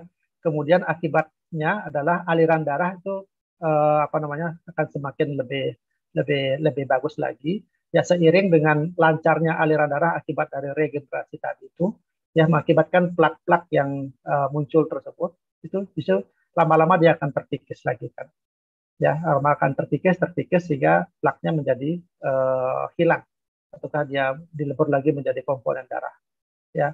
Nah, itu ilustrasinya seperti itu. Jadi kalau terjadi hipertensi misalnya, ini kan hipertensinya diperbaiki. diturunkan tensinya. Ya, tadi saya jelaskan bahwa hipertensi salah satunya akibat kekakuan dari pembuluh darah. Nah, kalau proses kekakuan ini dihilangkan sedikit demi sedikit, aliran pembuluh darahnya menjadi lebih permeable, istilahnya, menjadi lebih elastis, tekanan darahnya menjadi lebih turun. Ya, akibatnya apa? Aliran darah menjadi lebih lancar lagi. Gitu. Ya, uh, apa ya? Menjelimet sedikit lah, gitu istilah-istilahnya apa? Enggak. Kalau kita berbicara, tapi asik juga kalau Bapak Ibu Ya, sampai bisa menikmati ini penjelasan begini. yes. Jadi pokoknya intinya kesimpulannya itu yang tadi saya bilang, artinya mungkin logika orang awam ya dok ya, itu berarti Ya, salah ya. Maksudnya bukan dengan memperlancar peredaran darah, terus jadi kayak peredaran darahnya benar-benar jadi deras kayak air terjun, terus penyumbatannya ke apa nembus gitu, enggak gitu kan dok ya? enggak sih. Nah, Bukan, berarti bukan begitu. benar. Ya, Oke. Apakah olahraga? Kalau olahraga yang tepat untuk orang 40 tahun ke atas, kayaknya nggak ada batasan yang kayak gimana ya dok, kalau 40 tahun ke atas kalau untuk olahraga. ya sesuaikan dengan kondisi kondisi tubuh kita ya. Misalnya Hmm. gini Pak, enggak. Mungkin dia umur-umur 20 tahun kita kalau bermain sepak bola itu 90 menit mungkin tidak ada artinya gitu ya. Tapi kalau kita umur 40 tahun disuruh bermain sepak bola 60 menit aja mungkin sudah ngos-ngosan. Jadi ya kita jangan memaksakan diri untuk bermain sepak bola maksudnya gitu. Ya, mungkin kita cari alternatif olahraga yang lain sesuai dengan kemampuan dari kita. Nah, tadi di rumus itu sangat sangat ide sekali ya, sangat bagus sekali yang kita pakai ya. Jadi 220 dikurangi 40. Misalnya kan jadi kan 180 ya. Nah, 180 60%-nya ya itu yang antara 120 ya. Nah, sekarang pilih olahraga yang kira-kira bisa mempertahankan denyut jantung kita di denyut jantung 120 kali per menit ya, secara rutin ya. Kalau main sepak bola itu kan ada jedanya ya. Di saat kita berlari mungkin denyut jantungnya lebih dari 120. Tapi di saat kita beristirahat itu akan berkurang lagi dia di bawah dari 100 misalnya. Nah, ini kan tidak konsisten. Yang kita harapkan itu adalah konsisten ya di angka 120 selama 50 menit tadi. Kalau misalnya kita olahraganya 3 kali dalam seminggu. Ya, tapi kalau setiap hari kita bisa olahraga, ya misalnya 7 hari, setiap hari kita olahraga, jadi 150 dibagi 7 kan hanya 20 menit saja. Kita bisa bisa olahraga dengan kondisi yang seperti itu. Nah, itu yang kita bisa pakai patokan ya. Konsisten, teratur, itu yang paling penting. Ya. Oke, jadi nggak ada kayak apa ya kategori yang tepat, nggak ada yang kayak sesuatu yang nggak boleh dilakukan gitu juga maksudnya teman-teman. Jadi kesimpulannya tuh untuk yang 40 ke atas disesuaikan aja. Kayak misalkan nih Ya. contoh, misalkan saya umur 55 tahun atau bahkan mungkin let's say kita bilang saya umur 60 tahun. Tapi saya emang udah kebiasaan fitness gitu loh, kayak nge-gym, habis itu yang treadmill ya kan, kardio dan lain-lain emang udah kebiasaan dari muda. Terus saya emang nggak ada gangguan yang bisa mengganggu aktivitas saya yang itu. Ya berarti nggak ada halangan juga buat saya melakukan itu sampai nanti mungkin saya umur 50 atau 60 gitu kan maksudnya. Tapi kalau misalnya sekarang kita bilang, oh iya kaki saya kayaknya engselnya udah pernah ada gangguan, entah karena apa ya zaman dulu. Terus nggak usah kita ngomongin umur 40. Umur umur 30 kalau misalkan engsel dengkulnya udah keganggu, udah kata dokter itu nggak bisa olahraga yang lari-lari gitu, terus saya maksain treadmill, ya hancur juga sih kayak begitu. Maksudnya Oh, kita sesuaikan dengan kondisi tubuh kita ya. masing-masing aja gitu. Dan Bagi yang baru ingin ini kan begini kan ini baru kita selesai Zoom ya istilahnya ya. Oh, baru yes. saya ingin ingin bergaya hidup sehat gitu kan, salah satunya adalah melaksanakan Hmm, olahraga. Nah, yang ya, tadinya tidak pernah olahraga sekarang kita mau olahraga. Nah, ini kita harus pilih-pilih ya, pilih-pilih olahraga yang mana yang paling sesuai buat buat buat Bapak Ibu ya. Nah, itulah ya, yang saya katakan yang paling bagus di antara dari olahraga yang kita jalani itu adalah ini apa aerobik, jogging aerobik ya. Itu ya. akan konsisten, itu bisa ini apa bisa menjaga ritme, bisa menjaga denyut jantung ya kalau misalnya ingin memulainya itu. Tapi saya sarankan jangan memilih yang kardio, yang olahraga kardio karena Kalau yang pemula langsung ke kardio itu ada satu keterkejutan nanti dari jantung, dari pembuluh darah, yang akibatnya nanti yang lain-lain. Kita tidak mengharapkan itu. Ya. Oke. Kayak saya makanya kalau bahas kayak begini nih saya jadi ingat kemarin itu saya ada baca-baca artikel dan nonton YouTube. Saya ada lihat teman-teman pasti tahu lah. Maksudnya orang yang emang udah citranya di Indonesia ini yang badannya keker gede dikit-dikit kayak oh badan lu gede mau kayak Aderai apa yang kayak gitu. Nih Aderainya ngomong dia udah umur 50-an kalau nggak salah kemarin saya dengar. 52 tahun dia. Ya. 52 tahun ya dok, bener ya? Ya. Dan dia di Bali juga kan ya dok sekarang rata-rata ya? Ya. Ya, Ya. jadi kayak dia cerita dok, maksudnya kayak saya udah umur segini, tapi saya benar-benar olahraga. Maksudnya olahraganya itu kayak nge-gym atau apa. Banyak orang bilang itu kayak nge-gym, itu hanya untuk membesarkan otot dan gak ada ngaruh ke kesehatan sama sekali. Tapi dia Ya. bilang, saya nge-gym, umur sekarang saya, teman-teman saya semua ada yang kena diabetes, ada yang kena gangguan jantung dan lain-lain, tapi saya nggak ada. Padahal saya nge-gym tuh kayak setiap hari emang, dari saya muda, dia Ya. bilang. Cuman kayak emang nge-gymnya mungkin ya cuman sejam, setengah jam apa yang kayak gitu asal adanya. Tapi ternyata itu ngaruh ya dok Ya. ya. Maksudnya dengan Itu kita ya. olahraga, otot juga jadi otot berkembang. Terus apa gitu, saya lupa deh. Dia udah ngomong itu menarik sih. Jadi dari sambungannya gitu loh dok, dari otot berkembang, terus apa? Ya. Tiba-tiba munculnya di pembuluh darah sama jantung. Wah saya juga bingung tuh gitu. Ya itu dalam segitiga itu saya Iya, ngambil iya. ngambil kirinya apa aderai itu, saya Hmm, bisa hmm, jelaskan hmm, ke hmm. sana. Jadi memang yang di stretch itu harusnya otot-otot rangka. Jadi otot-otot Hmm, yang melekat pada tulang itu yang harusnya di stretching ya setiap oke. setiap hari secara rutin. Kalau kardio itu bukan bukan otot rangka yang di stretch, ya itu otot-otot tertentu yang di stretch itu. Nah Oke, makanya oke. kalau kita stretch otot-otot rangka maka tulang-tulang itu pasti akan kuat ya. Nah kalau otot-otot tulang apa kalau tulang kita kuat tentu aktivitas apapun itu pasti akan enak kan. Jadi tidak terasa Betul. sakit. Jadi mau olahraga apapun kita menjadi enjoy gitu kan. Nah kalau itu teratur kita kita sesuai olahraganya dengan yang di sebagai acuannya itu tentu harapan kita kalau kita memang menurunkan lemak darah yang ada dalam tubuh kita itu pasti akan tercapai. Nah Hmm, begitu pula sebaliknya gitulah gitu. oke. Dari itu. Bonus lagi teman-teman nih, kalau yang belum olahraga, kalau nge-gym bonus lagi. Ini kan kapan lagi? Kita udah umur 40, umur 50, tapi badan masih bagus kan? Boleh-boleh tuh kayak Ya. gitu ya kan. Kalau ntar kita ke tempatnya Dokter Buana banyak pantai kan, ya nggak malu juga kan? Maksudnya udah berumur gitu, tapi badan masih fit kan itu satu nilai plus yang jarang orang punya juga loh maksudnya. Itu kan bisa jadi nilai plus juga. Ya, ya. Oke, kalau kanker gimana? Ke Kalau kanker, jelas kankernya kita harus tahu dulu kanker apa dan dua-duanya bagus sih ya dok kalau untuk kanker ya. Maksudnya kita bukan overclaim dengan konsumsi produk kita terus kankernya hilang nggak begitu ya dok. Cuman Nah, kalau uh, kalau untuk kalau untuk cancer ya, apalagi cancernya penderitanya udah lama begitu ya, yang pasti kan penderita tersebut mengalami gangguan nutrisi gitu ya. Nah, kalau sudah terjadi gangguan nutrisi, kansernya tambah berat ya tentu kalau ingin konsumsi produknya AFC ya tentu kedua-duanya yang kita sarankan gitu. oke. Kalau untuk wasir dan katarak dok, kalau untuk wasir sih kayaknya sih emang tetap harus dioperasi ya kayak wasir itu. Ya, Apa kalau kita kalau bisa wasir bantu pencernaannya juga mungkin dok?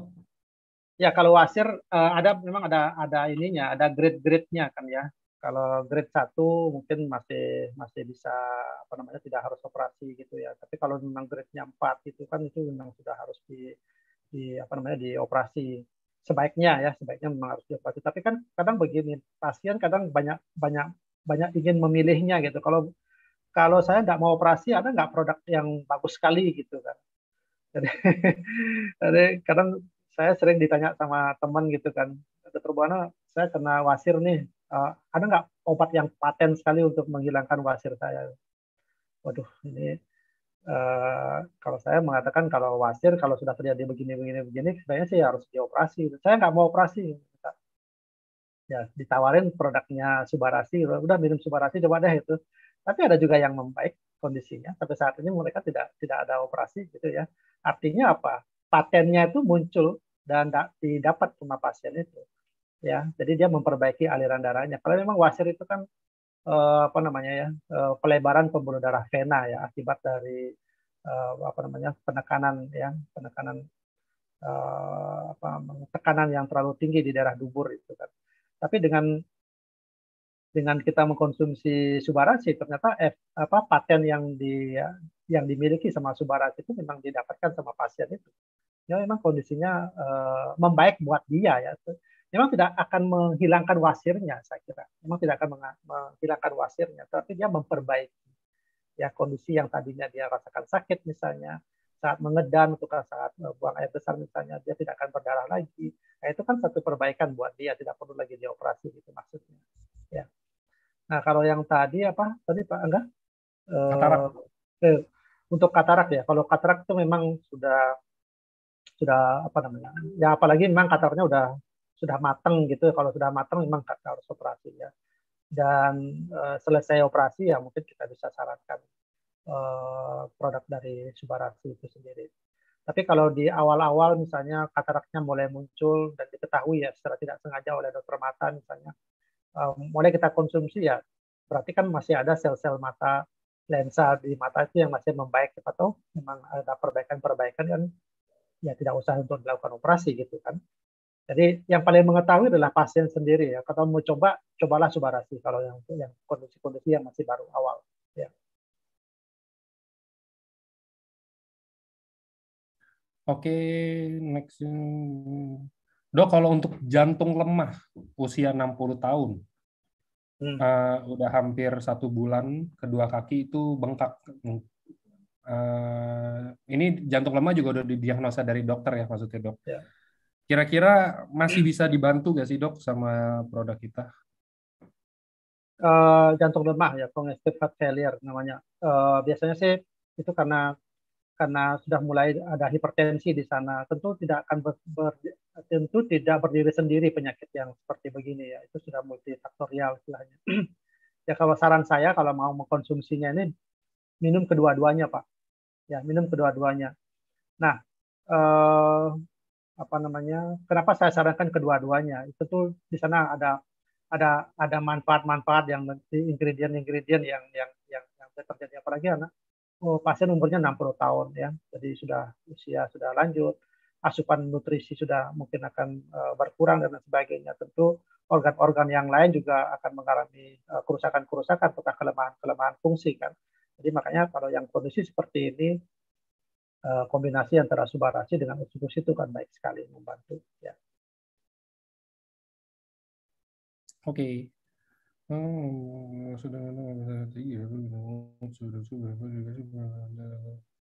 Nah, ini juga bagus. Ada pertanyaannya, dok. Kalau kita sudah minum obat darah tinggi, Ya. maksudnya mungkin lagi minum obat darah tinggi, terus kita sekarang sudah mulai konsumsi Suba dan Utsu. Kira-kira indikasinya apa supaya kita bisa mulai ngomong ke dokter, maksudnya dokter yang menangani, untuk mengurangi dosis dari obat-obatan yang saya minum selama ini untuk obat darah tinggi, dok? Ya, indikasinya adalah penurunan tekanan darah. Ya, kalau tekanan darahnya sudah mulai menurun kan pasti obat itu yang akan diturunkan. Oke. Ya, obat antihipertensinya pasti diturunkan. Diturunkan itu maksudnya dikurangi jumlahnya, ataukah diturunkan dosisnya, ataukah diturunkan aturan pakainya misalnya. Ya kan di sana indikatornya, Pak. Yang kedua, kondisi umum dari pasien itu. Ya, kondisi umum itu maksudnya mulai dari performance dari orang tersebut lah ya. Misalnya yang tadinya bengkak misalnya pada daerah kaki itu sudah mulai mengempis misalnya gitu kan, atau bengkak pada daerah perut misalnya ya itu juga sudah mulai menurun akibat dari cairan yang sudah dikeluarkan misalnya ya seperti itu. Jadi ada indikator-indikator lah yang bisa dipakai oleh dokter tersebut. Nah, yang sering jadi pertanyaan kan begini, dok, kalau misalnya tekanan darah saya sudah mulai normal, kemudian saya tidak lagi konsumsi obat hipertensi, Terus kalau saya terus konsumsi Subarasi, apakah tekanan darah saya akan jadi lebih rendah? Kan itu sering kali ditanyakan. Nah, nutrisi ini bukan untuk menurunkan tekanan darah sampai serendah-rendahnya, bukan. Ya, inilah keistimewaan dari produk nutrisi. Karena apa? Makanan kesehatan, Bapak Ibu. Ya, produk kita bukan obat. Jadi itu yang perlu diketahui bersama-sama. Produk kita bukan obat, tapi ini makanan kesehatan. Tapi kalau makanan kesehatan artinya memang nutrisi itulah yang dibutuhkan oleh tubuh kita untuk berjalan secara normal. Jadi kalau sudah tekanan darahnya sudah normal, itulah yang terus dipertahankan, bukan menjadi lebih tidak normal lagi gitu. Ya, ini yang mungkin perlu pemahaman bersama-sama. Ya. Oke, oke, dok, apakah sudah minum S inhibitor? Kita minum Subarasi bisa efek nanti hipertensi bertambah. Oh, mungkin kalau misalkan gini dok, saya konsumsi Subarasi, terus saya juga ada konsumsi untuk ACE inhibitor. Apakah Ya. nanti efek anti hipertensinya bisa numpuk? Jadi maksudnya jadi semakin semakin stabil atau nggak ngaruh? Tentu yang dimaksudkan itu kan apa ya? ACE inhibitor kan sebagai obat untuk menurunkan tekanan darah. Ya, tentu target organnya ada. Nah, Subarasi kita sama Ursukusi juga punya kemampuan untuk itu ya. Tentu dengan kombinasi begini kan itu ada prosesnya untuk menurunkan, menstabilkan tekanan darah yang kita miliki bersama-sama ya secara kombinasi obat-obatan tersebut. Nah, kalau misalnya dalam pemeriksaan kontrol ke dokter diketahui bahwa tekanan darahnya sudah mulai ada tendensi untuk mengalami penurunan dan mengarah ke arah normal, tentu inhibitornya pasti akan dicoba untuk mulai dikurangi dosisnya ya perlahan-perlahan sambil dievaluasi dalam beberapa minggu atau beberapa bulan gitu.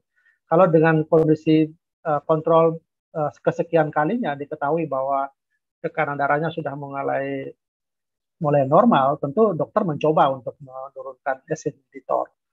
Ya, tinggal kalau sudah tinggal tidak mengkonsumsi obat-obatan dan kita yakini bahwa Subarasi atau konsumsi yang kita konsumsi mampu untuk mempertahankan kondisi kita menjadi lebih baik ya tentu itu yang kita harapkan kan begitu ya.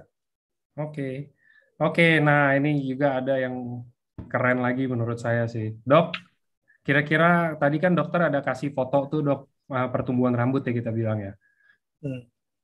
Apakah Subarasi juga bisa membantu untuk ngilangin uban? Jadi warna rambut jadi alami, dia menghitam kembali sendiri. Enggak. Hmm. Itu kayaknya lebih ke Ya. harus semir sih ya. Artinya gini, kenapa rambut saya menjadi lebih lebih kelihatan lebih hitam ya karena rambut yang baru yang muncul itu memang lebih banyak dan tubuhnya adalah warnanya hitam gitu bukan putih. Nah itulah makanya kan sejak saya konsumsi itu pertumbuhan rambut hitamnya lebih baik, lebih banyak yang muncul ya.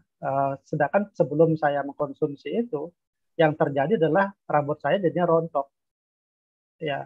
Di samping rontok tidak ada pertumbuhan rambut yang baru. Nah itu mengakibatkan jadinya kan kelihatan kepala di bagian belakang ya. Ini saya bukan ngomongin di bagian belakang ya. Itu tambah lama tambah seperti ada lingkaran yang tanpa rambut gitulah ya. Nah, itu yang terjadi ya. Nah, artinya Subarasi itu memang menumbuhkan pertumbuhan sel-sel rambut ya. Ya, sehingga rambut yang tadinya apa namanya tidak ada kulit kepala yang tadinya tidak ada rambut itu eh, rambut-rambut muda itu tumbuh tumbuh kembali. Kemudian rambut yang tua itu lebih kuat akarnya sehingga tidak banyak yang cepat gugur gitu. Buktinya pada saat saya meminum sampai saat ini mengkonsumsi itu kalau saya cabut akar rambut saya tarik begitu itu sakit ya. Kalau dulu tidak sakit, jadi kalau saya cabut begitu kelihatan di pegangan tangan saya itu ada sekian sekian sekian rambut yang tercabut gitu. Kalau sekarang saya dicabut begini sampai kadang kalau yang sering nyabut itu sama sampai marah gitu karena kesakitan gitu kan. Nah itu Ya. perbedaannya gitu. Ini Oke, testimoni ya Bapak Ibu ya. mantap. Nggak apa-apa, kan nggak Ya, pernah, bukan jarang-jarang, nggak pernah ada speaker memberikan testimoni, apalagi maksudnya ya. kita tahu speakernya juga dari kalangan ahli kesehatan gitu kan, yang biasanya kayak ngomonginnya tuh ilmiah apa semua gitu kan. Nah, tapi ini sekalian kan. Jadi kalau udah dokter kasih testimoni, berarti kan itu artinya udah meningkatkan 1 juta% kepercayaan masyarakat. Mungkin mungkin testimoni masalah rambut itu sudah banyak ya. Tapi yang saya alami sendiri bukan hanya rambut sih sebenarnya. Ya, Hmm. masalah masalah kulit ya, masalah kulit itu sangat jelas saya rasakan. Apa kecerahannya, apa namanya kekenyalannya gitu ya. Mungkin kalau saya sandingkan dengan teman yang berumur 50 tahun ya mohon maaf mungkin saya menyatakan saya lebih lebih bagus kualitas ya dalam dalam tubuh saya gitu kan. Nah, cuman di dalam yang saya rasakan sekarang ini bukan hanya di penampakan luar saja tapi di dalam yang saya rasakan itu tambah tambah lebih lebih sehat, lebih lebih lebih nyaman. Jadi yang kalau saya pakai sebagai ukuran itu adalah tidur saya nyenyak, makan saya enak. Nah, itu Iya. yang sebagai ukuran buat saya. Tidur saya nyenyak ya dan makan saya enak. Sebab kalau orang yang sakit ya tidurnya pasti terganggu Pak Angga. Makannya Hmm. pun pasti akan terganggu gitu kan. Itu ukuran sederhana kita lah yang mengatakan bahwa tubuh kita itu sehat. Jadi tidur saya nyenyak, makan saya enak. Mantap. Terus udah Terus kayak gitu, udah meningkatkan meningkatkan beberapa persen untuk kesehatan tubuh juga ya. Maksudnya kalau kita udah gitu.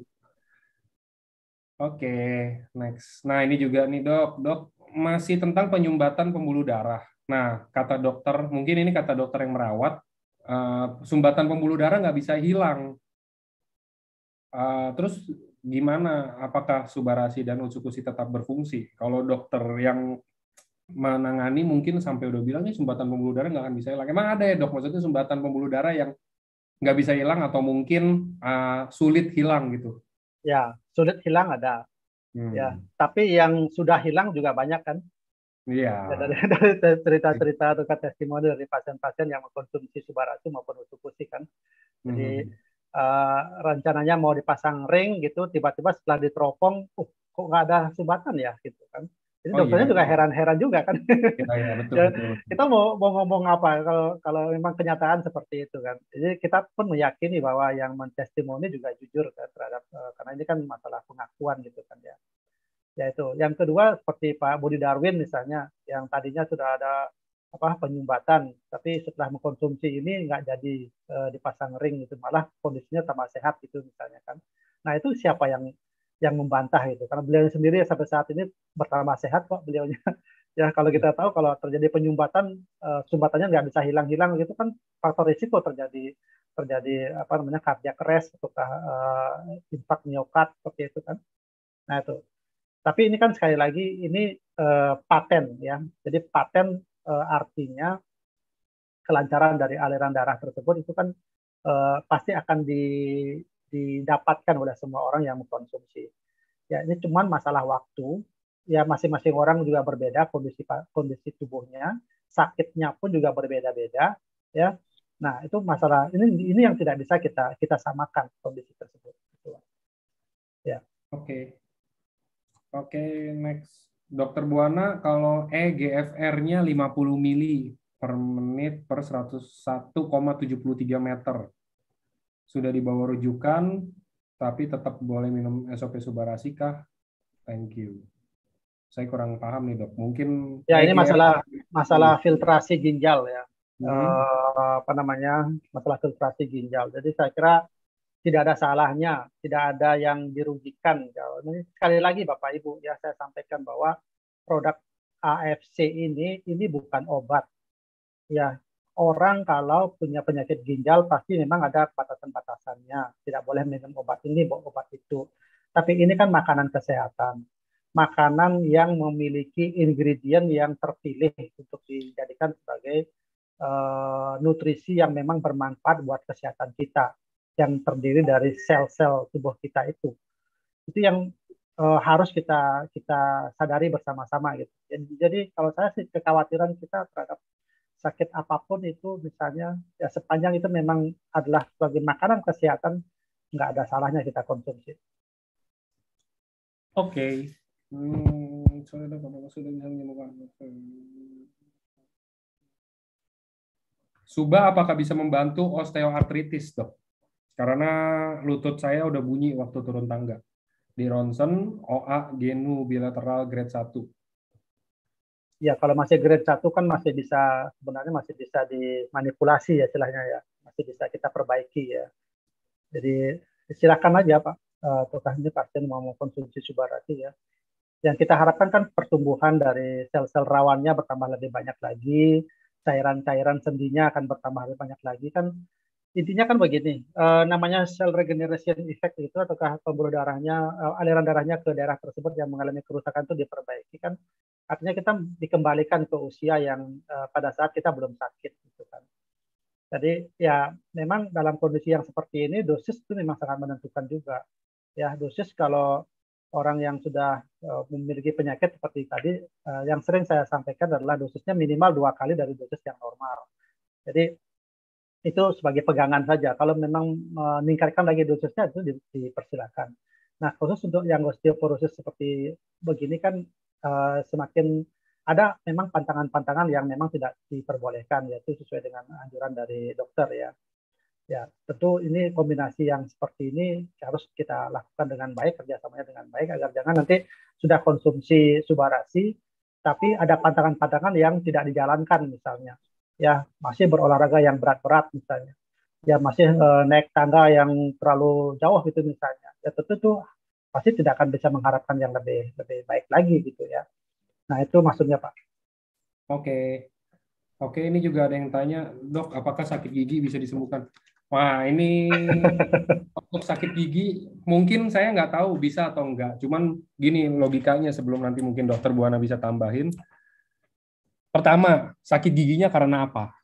Kalau misalkan karena emang jarang sikat gigi, kalau misalkan emang karena kebanyakan makan yang nggak bener dan jadinya banyak kuman di gigi, terus akhirnya gigi bolong, sakit gigi, itu mendingan ke dokter gigi. Satunya. Jadi kita emang mungkin regenerasi sel dan mungkin produk ini sangat baik untuk regenerasi sel karena di dalam tubuh manusia itu rata-rata emang sel semua ya, semuanya sel. Cuman bukan artinya oh iya saya sakit gigi konsumsi Subarasi sembuh. Balik lagi ini bukan obat dewa, ini bukan obat juga sebenarnya. Jadi kita mungkin harus lebih perjelas dulu, mungkin kita harus tahu sakit giginya karena apa. Mungkin kalau sakit giginya karena saraf, kita nggak ada yang tahu. Mungkin bisa dibantu ya dok dengan Subarasi ya dok ya. Mungkin, ya, Mungkin, makanya kan kita mungkin, juga masih mungkin. Nggak ada ya, penelitian pasti juga ya dok ya. Maksudnya ya, kan nggak ada penelitian pasti kayak Subarasi dapat mencegah gigi berlubang, Subarasi dapat mencegah sakit gigi, nggak ada begitu. Jadi kita juga hanya sifatnya masih mungkin itu masih kayak ya. opini lah gitu loh. Maksudnya nggak yang pasti nih pasti sembuh atau apa kayak begitu nggak juga kan. Nah jadi itu satu dan yang kedua mungkin bisa lebih kita tahu dulu sakitnya karena apa. Kalau yang kayak ini ya jarang sikat gigi sih itu kayaknya menurut saya nggak bisa sih kayaknya itu emang kalau udah bolong ya harus ditambal itu aja sih ya guys sih dok. Iya betul, udah Pak Angga udah bener jadi dokter gigi udah. Aduh. Gila nih saya harus jadi dokter Jadi gigi. emang sih tidak semua penyakit itu pokoknya hantam Subarasi atau ya nggak Ah, bisa juga gitu ya. Sama dengan gini, apa namanya, dok saya punya batu empedu gitu kan. Kalau boleh bisa ya. dihilangkan dengan Subarasi nggak itu? Saya bilang enggak lah. Kalau batu empedu ya dioperasi gitu. Dok, batu ginjal bisa nggak? Udah dioperasi aja gitu. Ya itu Oke. ada hal-hal yang memang harus harus kita tegas mengatakan bahwa ini nggak bisa. Ya, gitu. Ada yang bisa, ada yang nggak. Seperti tadi lah, dok osteoporosis bisa nggak? Ya secara logika bisa. Ya kan gitu. Kita kita memakai teorinya bisa. Dok sakit gigi bisa nggak dengan Subarasi misalnya? Ya seperti tadi sakit gigi yang apa dulu penyebabnya? Ya. Itu ya cari dulu. Kalau misalnya karena lubang ya udah diperbaiki lubangnya, ya ditutup lubangnya misalnya. Nah, kalau misalnya karang gigi bisa sakit gigi ya hilangin karang giginya. Betul. Nah kemudian baru minum Subarasinya. Itu Yes. jadi hilangkan penyebabnya dulu, kemudian baru supaya tidak sakit gigi lagi, maka perbaiki potensi-potensi yang menyebabkan karang gigi gitu. Ya, salah satunya kan misalnya pertumbuhan gusinya tidak bagus misalnya. Betul, Ya betul. ini bisa diperbaiki dengan subarasi misalnya gitu. Kalau ada saraf giginya yang mengalami masalah, misalnya kan kalau saraf gigi yang bermasalah kan menjadi bengkak dia, ya pembengkakan ya tentu harus ke dokter gigi, ke konservasi gigi misalnya diperbaiki sarafnya. Ada pembengkakan saraf di situ, boleh nggak dengan konsumsi? Boleh, silakan mau pakai utsukushi silakan karena di sana ada L-glutathione sebagai antioksidan untuk pembengkakan kan. Itu boleh juga karena tapi Ya, bukan itu yang menghilangkan gitu maksud betul, saya. betul, betul. Kita harus menghilangkan uh, itunya dulu sih, apa maksudnya Sumbernya, sebab sebabnya utamanya ya. ya Jadi itu. bukan sesimpel itu teman-teman, mungkin kalau ya saya juga sih nggak bisa diinin juga, kayak saya awal-awal juga regenerasi sel.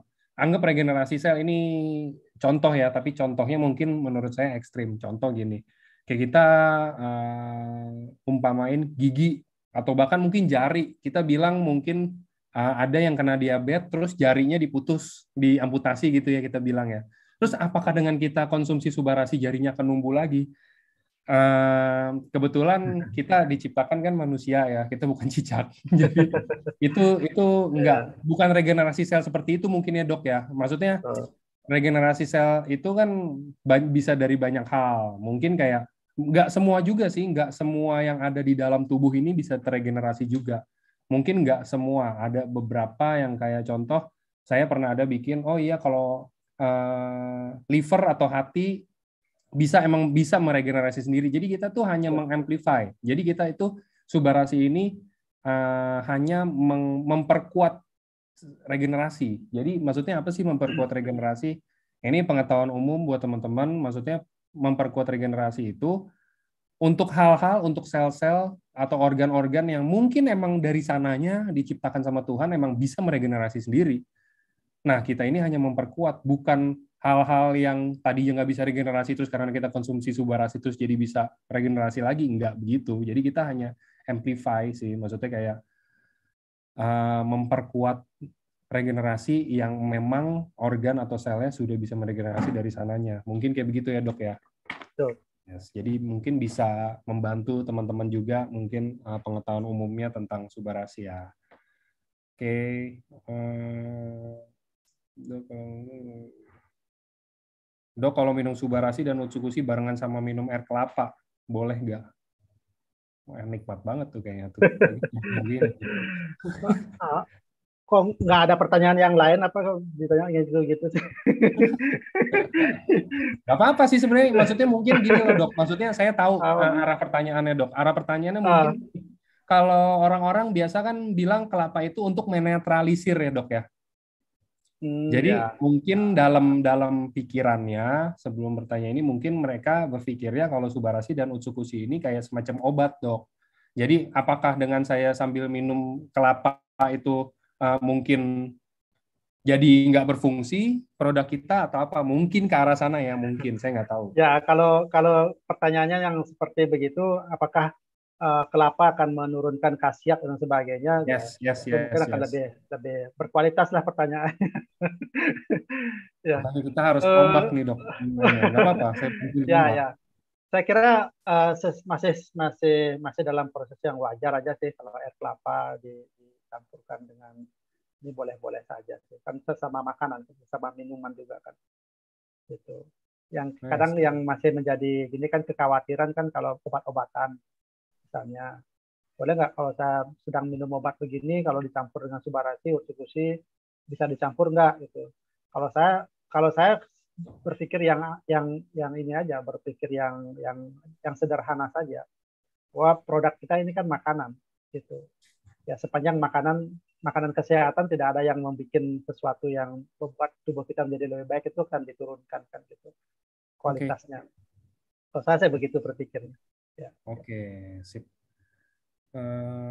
Kalau kalau perlemakan hati, apakah bisa berkurang dengan konsumsi Suba dan Utsu? Kalau perlemakan hati. Ya, ya tidak hanya selalu konsumsi itu ya, tapi itu kan bisa bisa memang membantu. Tapi ada upaya-upaya yang lain yang dilakukan. Yes, betul. sebab utamanya tuh yang tadi kita udah Ya, bahas. Pokoknya apapun penyakitnya, apapun gangguan kesehatan ya, yang kita harus tahu itu bukan kita boleh konsumsi suba atau utsu. Pertanyaannya bukan itu, karena nggak ada batasan mungkin ya dok. Bisa dibilang nggak betul. sih dok, nggak ada batasan ya kalau untuk Ya, mengkonsumsi suba dan utsu ya. Maksudnya kan nggak ada dokter batasan. Hmm. ya dokter Buana juga udah sering banget ngomong, sering banget pas kita lagi seminar gini bilang balik lagi kita harus tahu kondisi tubuh kita juga, maksudnya sebelum kita konsumsi gitu loh, karena yang tahu kita doang, kecuali kita emang udah ke dokter. Dan beberapa mungkin ada yang nanya, dok saya mau konsumsi Subarasi, kan mungkin beberapa dokter pasti udah tahu, karena produk kita ada di MIMS kan, pasti udah kenal deh rata-rata tuh dokter-dokter gitu. Terus ada yang bilang, nggak boleh nih, nggak boleh campur Subarasi, contoh misalkan, itu mungkin baru bisa dipikirkan sih, baru boleh kita bertanya gitu loh ke yang mungkin dokter lain atau ahli kesehatan lain. Kenapa kok dokter ini bisa bilang nggak boleh konsumsi Subarasi? Itu kalau kalau subjektif ya dokternya, maksudnya kayak benar-benar ngomongnya Subarasi ya, AFC ya, oh nggak boleh. Nah itu baru boleh mungkin dipertanyakan. Tapi selama nggak ada dokter yang ngomong kayak begitu, berarti kan nggak ada batasan, benar nggak sih dok? Betul. Maksudnya nggak ada batasan kita boleh konsumsi atau enggak. Kalau misalkan kita ada gangguan penyakit ini, boleh atau enggak, boleh atau enggak, boleh atau enggak. Boleh nggak campur suku-sukusi? Dokter Buana pasti sangat senang untuk berkata sangat boleh, pasti gitu dong. Ya kan, maksudnya kayak dok saya Iya. sendi saya terganggu dok, apakah saya boleh campur dengan utsukusi? Nggak mungkin dong dokter Buana bilang nggak boleh, karena utsukusi Iya. bisa bikin sendi Anda ntar makin sakit. Ya itu nggak Orang mungkin. kita kita dalam kondisi sehat aja dianjurkan untuk mengkonsumsi itu kan. Itu fungsinya Betul, untuk apa? Ya betul, mempertahankan kesehatan kita. Apalagi orang yang sakit kan gitu. betul. Logikanya kan begitu. Yes. Kontribusi ingatan sebarang kanker. Kasus bayi 8 bulan itu saya. Nah, kalau untuk bayi mungkin ada lebih sedikit batasan karena bayi mungkin takarannya nggak bisa seperti kita orang dewasa, dok. Kalau itu Betul. mungkin bisa perlu tanya ini ya. Kalau misalkan ini ada kasus bayi umur 8 bulan menunjukkan gejala cerebral palsy, apakah bisa diberikan subarasi? Berarti Bisa. takarannya mungkin bisa dikasih nggak dok? Takarannya ini Ya, mungkin kayak setengah dari orang dewasa atau seperempat atau berapa gitu tempat. loh dok? Ya, bisa kita mulai dari dosis yang kecil dulu lah. Ya. Yes. Sambil kita lihat perkembangannya, lihat prosesnya, pertumbuhan dari bayi tersebut. Kalau memang gejala-gejalanya membaik, membaik, membaik, ya kenapa nggak kita tingkatkan lagi dosisnya gitu kan? Kalau lihat gejala-gejalanya membaik. Dari dosis kecil tuh maksudnya mungkin dari seperempat atau setengah saset ya teman-teman. Bukan Ya. dari kayak biasa kita ngelihat Niko minum 10 piston, 10 saset. Oh berarti setengahnya. Bayi dikasih 5. Ya nggak begitu juga sih. Maksudnya ya, mungkin nggak akan ada efek yang kayak gimana banget. Cuman kan kita kagak pernah coba. Kecuali mungkin bayinya teman-teman mau cobain kan nggak tahu ya. Maksudnya kita nggak inilah, nggak apa ya, nggak memberikan anjuran itu, kita tidak memberikan anjuran itu gitu loh maksudnya. Oke. Apakah ada teman satu sarafnya mati? Nah ini juga dok, ada teman yang mendadak satu telinganya nggak bisa dengar, sebelah doang berarti. Nah udah cek ke dokter, dokter bilang syaraf pendengarannya mungkin ada yang mati. Kira-kira dengan kita konsumsi Subarasi, apakah ada harapan untuk mengaktifkan kembali sel yang mati dok, atau yang rusak mungkin ya kita bilang? Yang pertama, kerusakan itu akibat dari apa dulu? Ya, kalau Oke. misalnya kerusakannya oleh karena cedera kepala gitu kan, terputus misalnya gitu kan, ya tentu tentu menyambung itu kan satu hal yang Hmm. mustahil kan gitu ya. Yes. Tapi oleh karena mungkin infeksi, kalau infeksinya kita kurangi, kita sembuhkan infeksinya, ya mudah-mudahan kondisi sarafnya menjadi lebih baik lagi kan. Ya Oke. tambahkan dengan Subarasi, ya itu juga bisa memperbaiki kan kalau lihat dari patennya gitu. Itu tergantung dari kondisi ya, kondisi awal dari tulinya itu seperti apa. Oke. Oke, ini oh iya, ini udah tadi juga ini yang pertanyaan yang minum air kelapa tadi dia bilang mau dilengkapin pertanyaannya, apakah maksudnya air kelapa benar kan? Maksudnya air kelapa apa bisa menetralisir utsu dan suba? Juga ada anggapan kalau air kelapa juga bisa menurunkan tekanan darah. Jadi maksudnya dia mau minum bersamaan biar darahnya benar-benar stabilnya cepat gitu loh. Tadi udah Ya, terjawab sih kalau menurut saya juga. Tadi kan kita ya, nggak ada masalah sih, maksudnya kayak mau minum sama apa kayak, cuman kan ya balik lagi kalau misalkan kita emang udah tahu air kelapa menetralisir, dan walaupun kita bukan obat, Subarasi dan Utsukushi ini bukan obat, kita superfood, cuman kan gimana ya, ya kayak kita aja menganjurkan konsumsinya itu mungkin kayak sebelum makan atau pas perut kosong, atau jangan pas ada makanan atau apa, biar mungkin gini, bukan yang nggak berfungsi tapi mungkin penyerapannya biar lebih maksimal juga ya, kalau misalkan kita nggak habis konsumsi apa-apa gitu loh dengan keadaan perut kosong dan lain-lain, mungkin gitu penyerapan lebih ya. maksimal, jadi lebih enak Bu untuk penyerapan dan biar fungsinya juga lebih maksimal gitu. Hmm.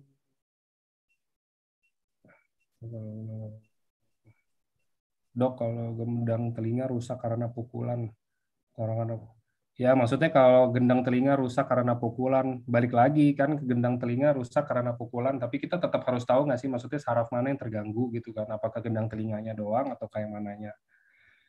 Yang kasus telinga, oh ini yang kasus telinga tadi dok, dia bilang nggak ada kecelakaan atau infeksi, nggak ketahuan sebabnya, cuman ini dibilang kondisinya lumayan umum untuk umur udah 40 ke atas kalau syarafnya mati.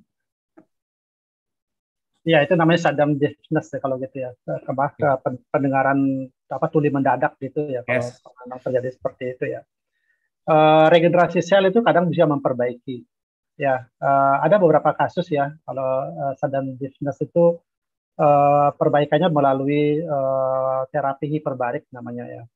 Nah, itu perkembangannya cepat sekali tuh. Hiperbarik kita tahu kan sama sama sama persis dengan regenerasi sel.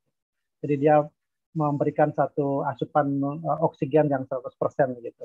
Ya, harapannya adalah muncul sel-sel baru di dalam apa namanya persarapan di dalam tuli mendadak itu. Gitu. Nah, ini juga sama kok, regenerasi sel juga gitu. Nah, kalau bisa dikombinasi, kalau di tempatnya pasien ini ada hiperbarik dikombinasi dengan subarasi, wah itu akan bisa apa namanya menghasilkan satu hasil yang bisa maksimal gitu.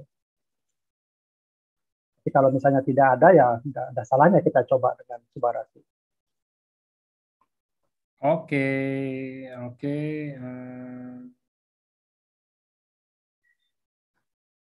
Nah, ini untuk pertanyaan penutup saya harus pilih karena sudah last question, saya harus ini dulu. Sebelumnya mungkin saya mau minta maaf ya buat teman-teman yang pertanyaan mungkin nggak terjawab, tapi menurut saya sih kayak dikit, nanti bisa ditanyain di meeting berikutnya karena ini kita udah 45 menit kita tanya jawab, dan menurut saya itu sudah sangat lama dan banyak banget dari tadi kita tanya jawab, dan hari ini saya akuin pertanyaannya keren-keren sih. Maksudnya Ya, ya, pertanyaannya ya dok, maksudnya menambah wawasan juga untuk yang lain-lain mungkin yang nggak nanya gitu kan. Nggak apa-apa, itu ya. justru pertanyaan-pertanyaan yang gitu yang kita cari. Nah ini hyperbarik tuh tulisannya betul. Terapi hyperbarik. Terapi hyperbarik. Ya kalau hyperbarik ini yang ada sangkut paut ke air nggak? Karena kita gini dok, kita ada lagi itu kalau nggak salah ada artis ya yang main filosofi kopi itu, karena urusannya kan saya juga tuh yang ini, saya yang minta tolong dia kan, lagi itu kalau nggak salah dia pernah live, saya pernah ada taruh di Instagram, dia pernah live, dia dia kena tumor atau kanker saya lupa deh, saya nggak gitu Ya. ingat. Nah terus katanya dia ikut terapi hyperbarik sama dia konsumsi Subarasi dan Utsukushi terus sekarang sembuh. Nah itu tuh bener ya hyperbarik ya dok ya namanya ya. Ya, itu kebetulan pasien saya. Oh, itu pasiennya si Nimade itu ya, Dok ya? Iya, ya, itu pasien menjalani hiperbarik di tempat rumah sakit saya kerja. Kemudian setiap kali beliaunya terapi, saya selalu dampingi karena suaminya kenal dekat dengan saya kan.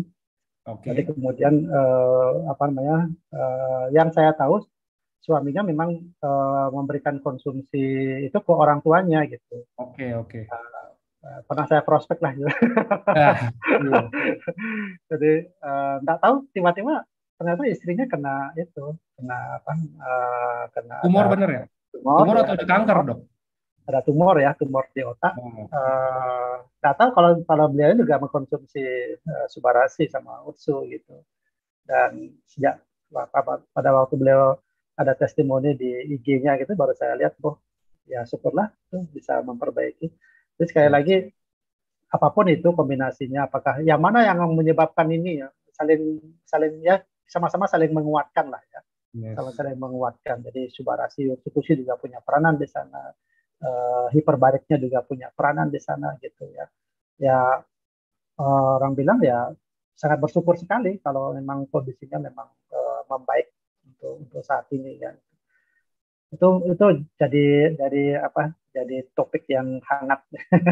Ya, ya dok, itu Ya, karena saya juga ya, kaget kan, saya maksudnya saya juga nggak kenal dok, tiba-tiba deh saya dapat ya, ini chat, ini pakai Subarasia sama Utsu nih, ini dari tumor otak terus tiba-tiba katanya hilang, tapi dengan terapi yang lain juga. Oh, saya langsung kontak dong, oh boleh ya, gak nih kayak begini, oh saya mau bikin testimoni kebetulan, oh yaudah oke, ya kan gitu. Jadi akhirnya dia memberikan testimoni juga tentang produknya, ini produk kita masuk juga kok. ya. Jadi udah dia bilang ini saya nggak tahu. Dia ngomongnya sih ini saya nggak tahu yang warna biru sama ungu. Ya udah bener berarti itu biru dan ungu udah pasti jelas itu.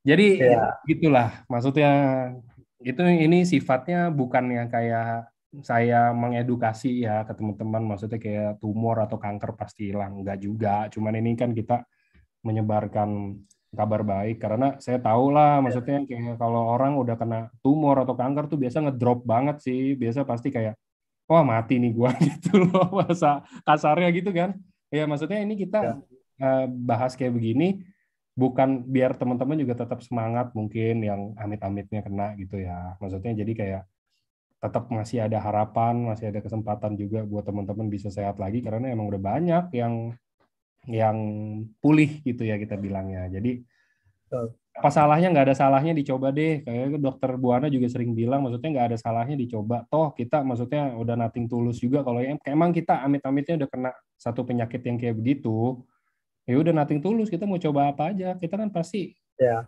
kita arahnya tuh udah pasti kita mau sembuh gitu loh. Kita pasti mau pulih. Jadi semuanya cobain aja, nggak ada salahnya.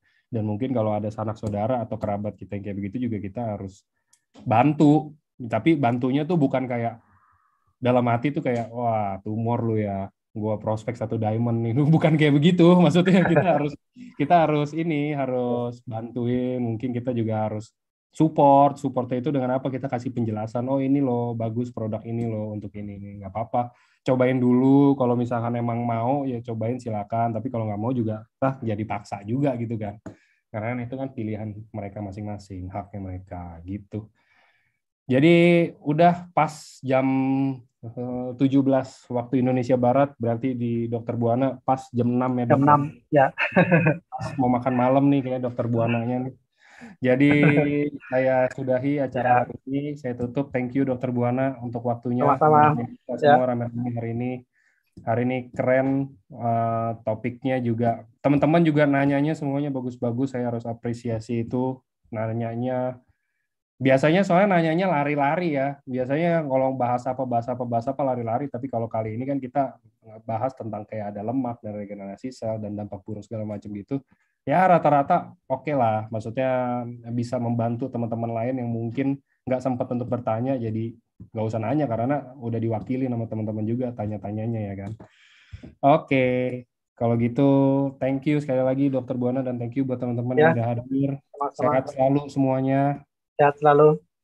Selamat sore, sampai Selamat sore. jumpa di Ya. Senin ya teman-teman. Thank you.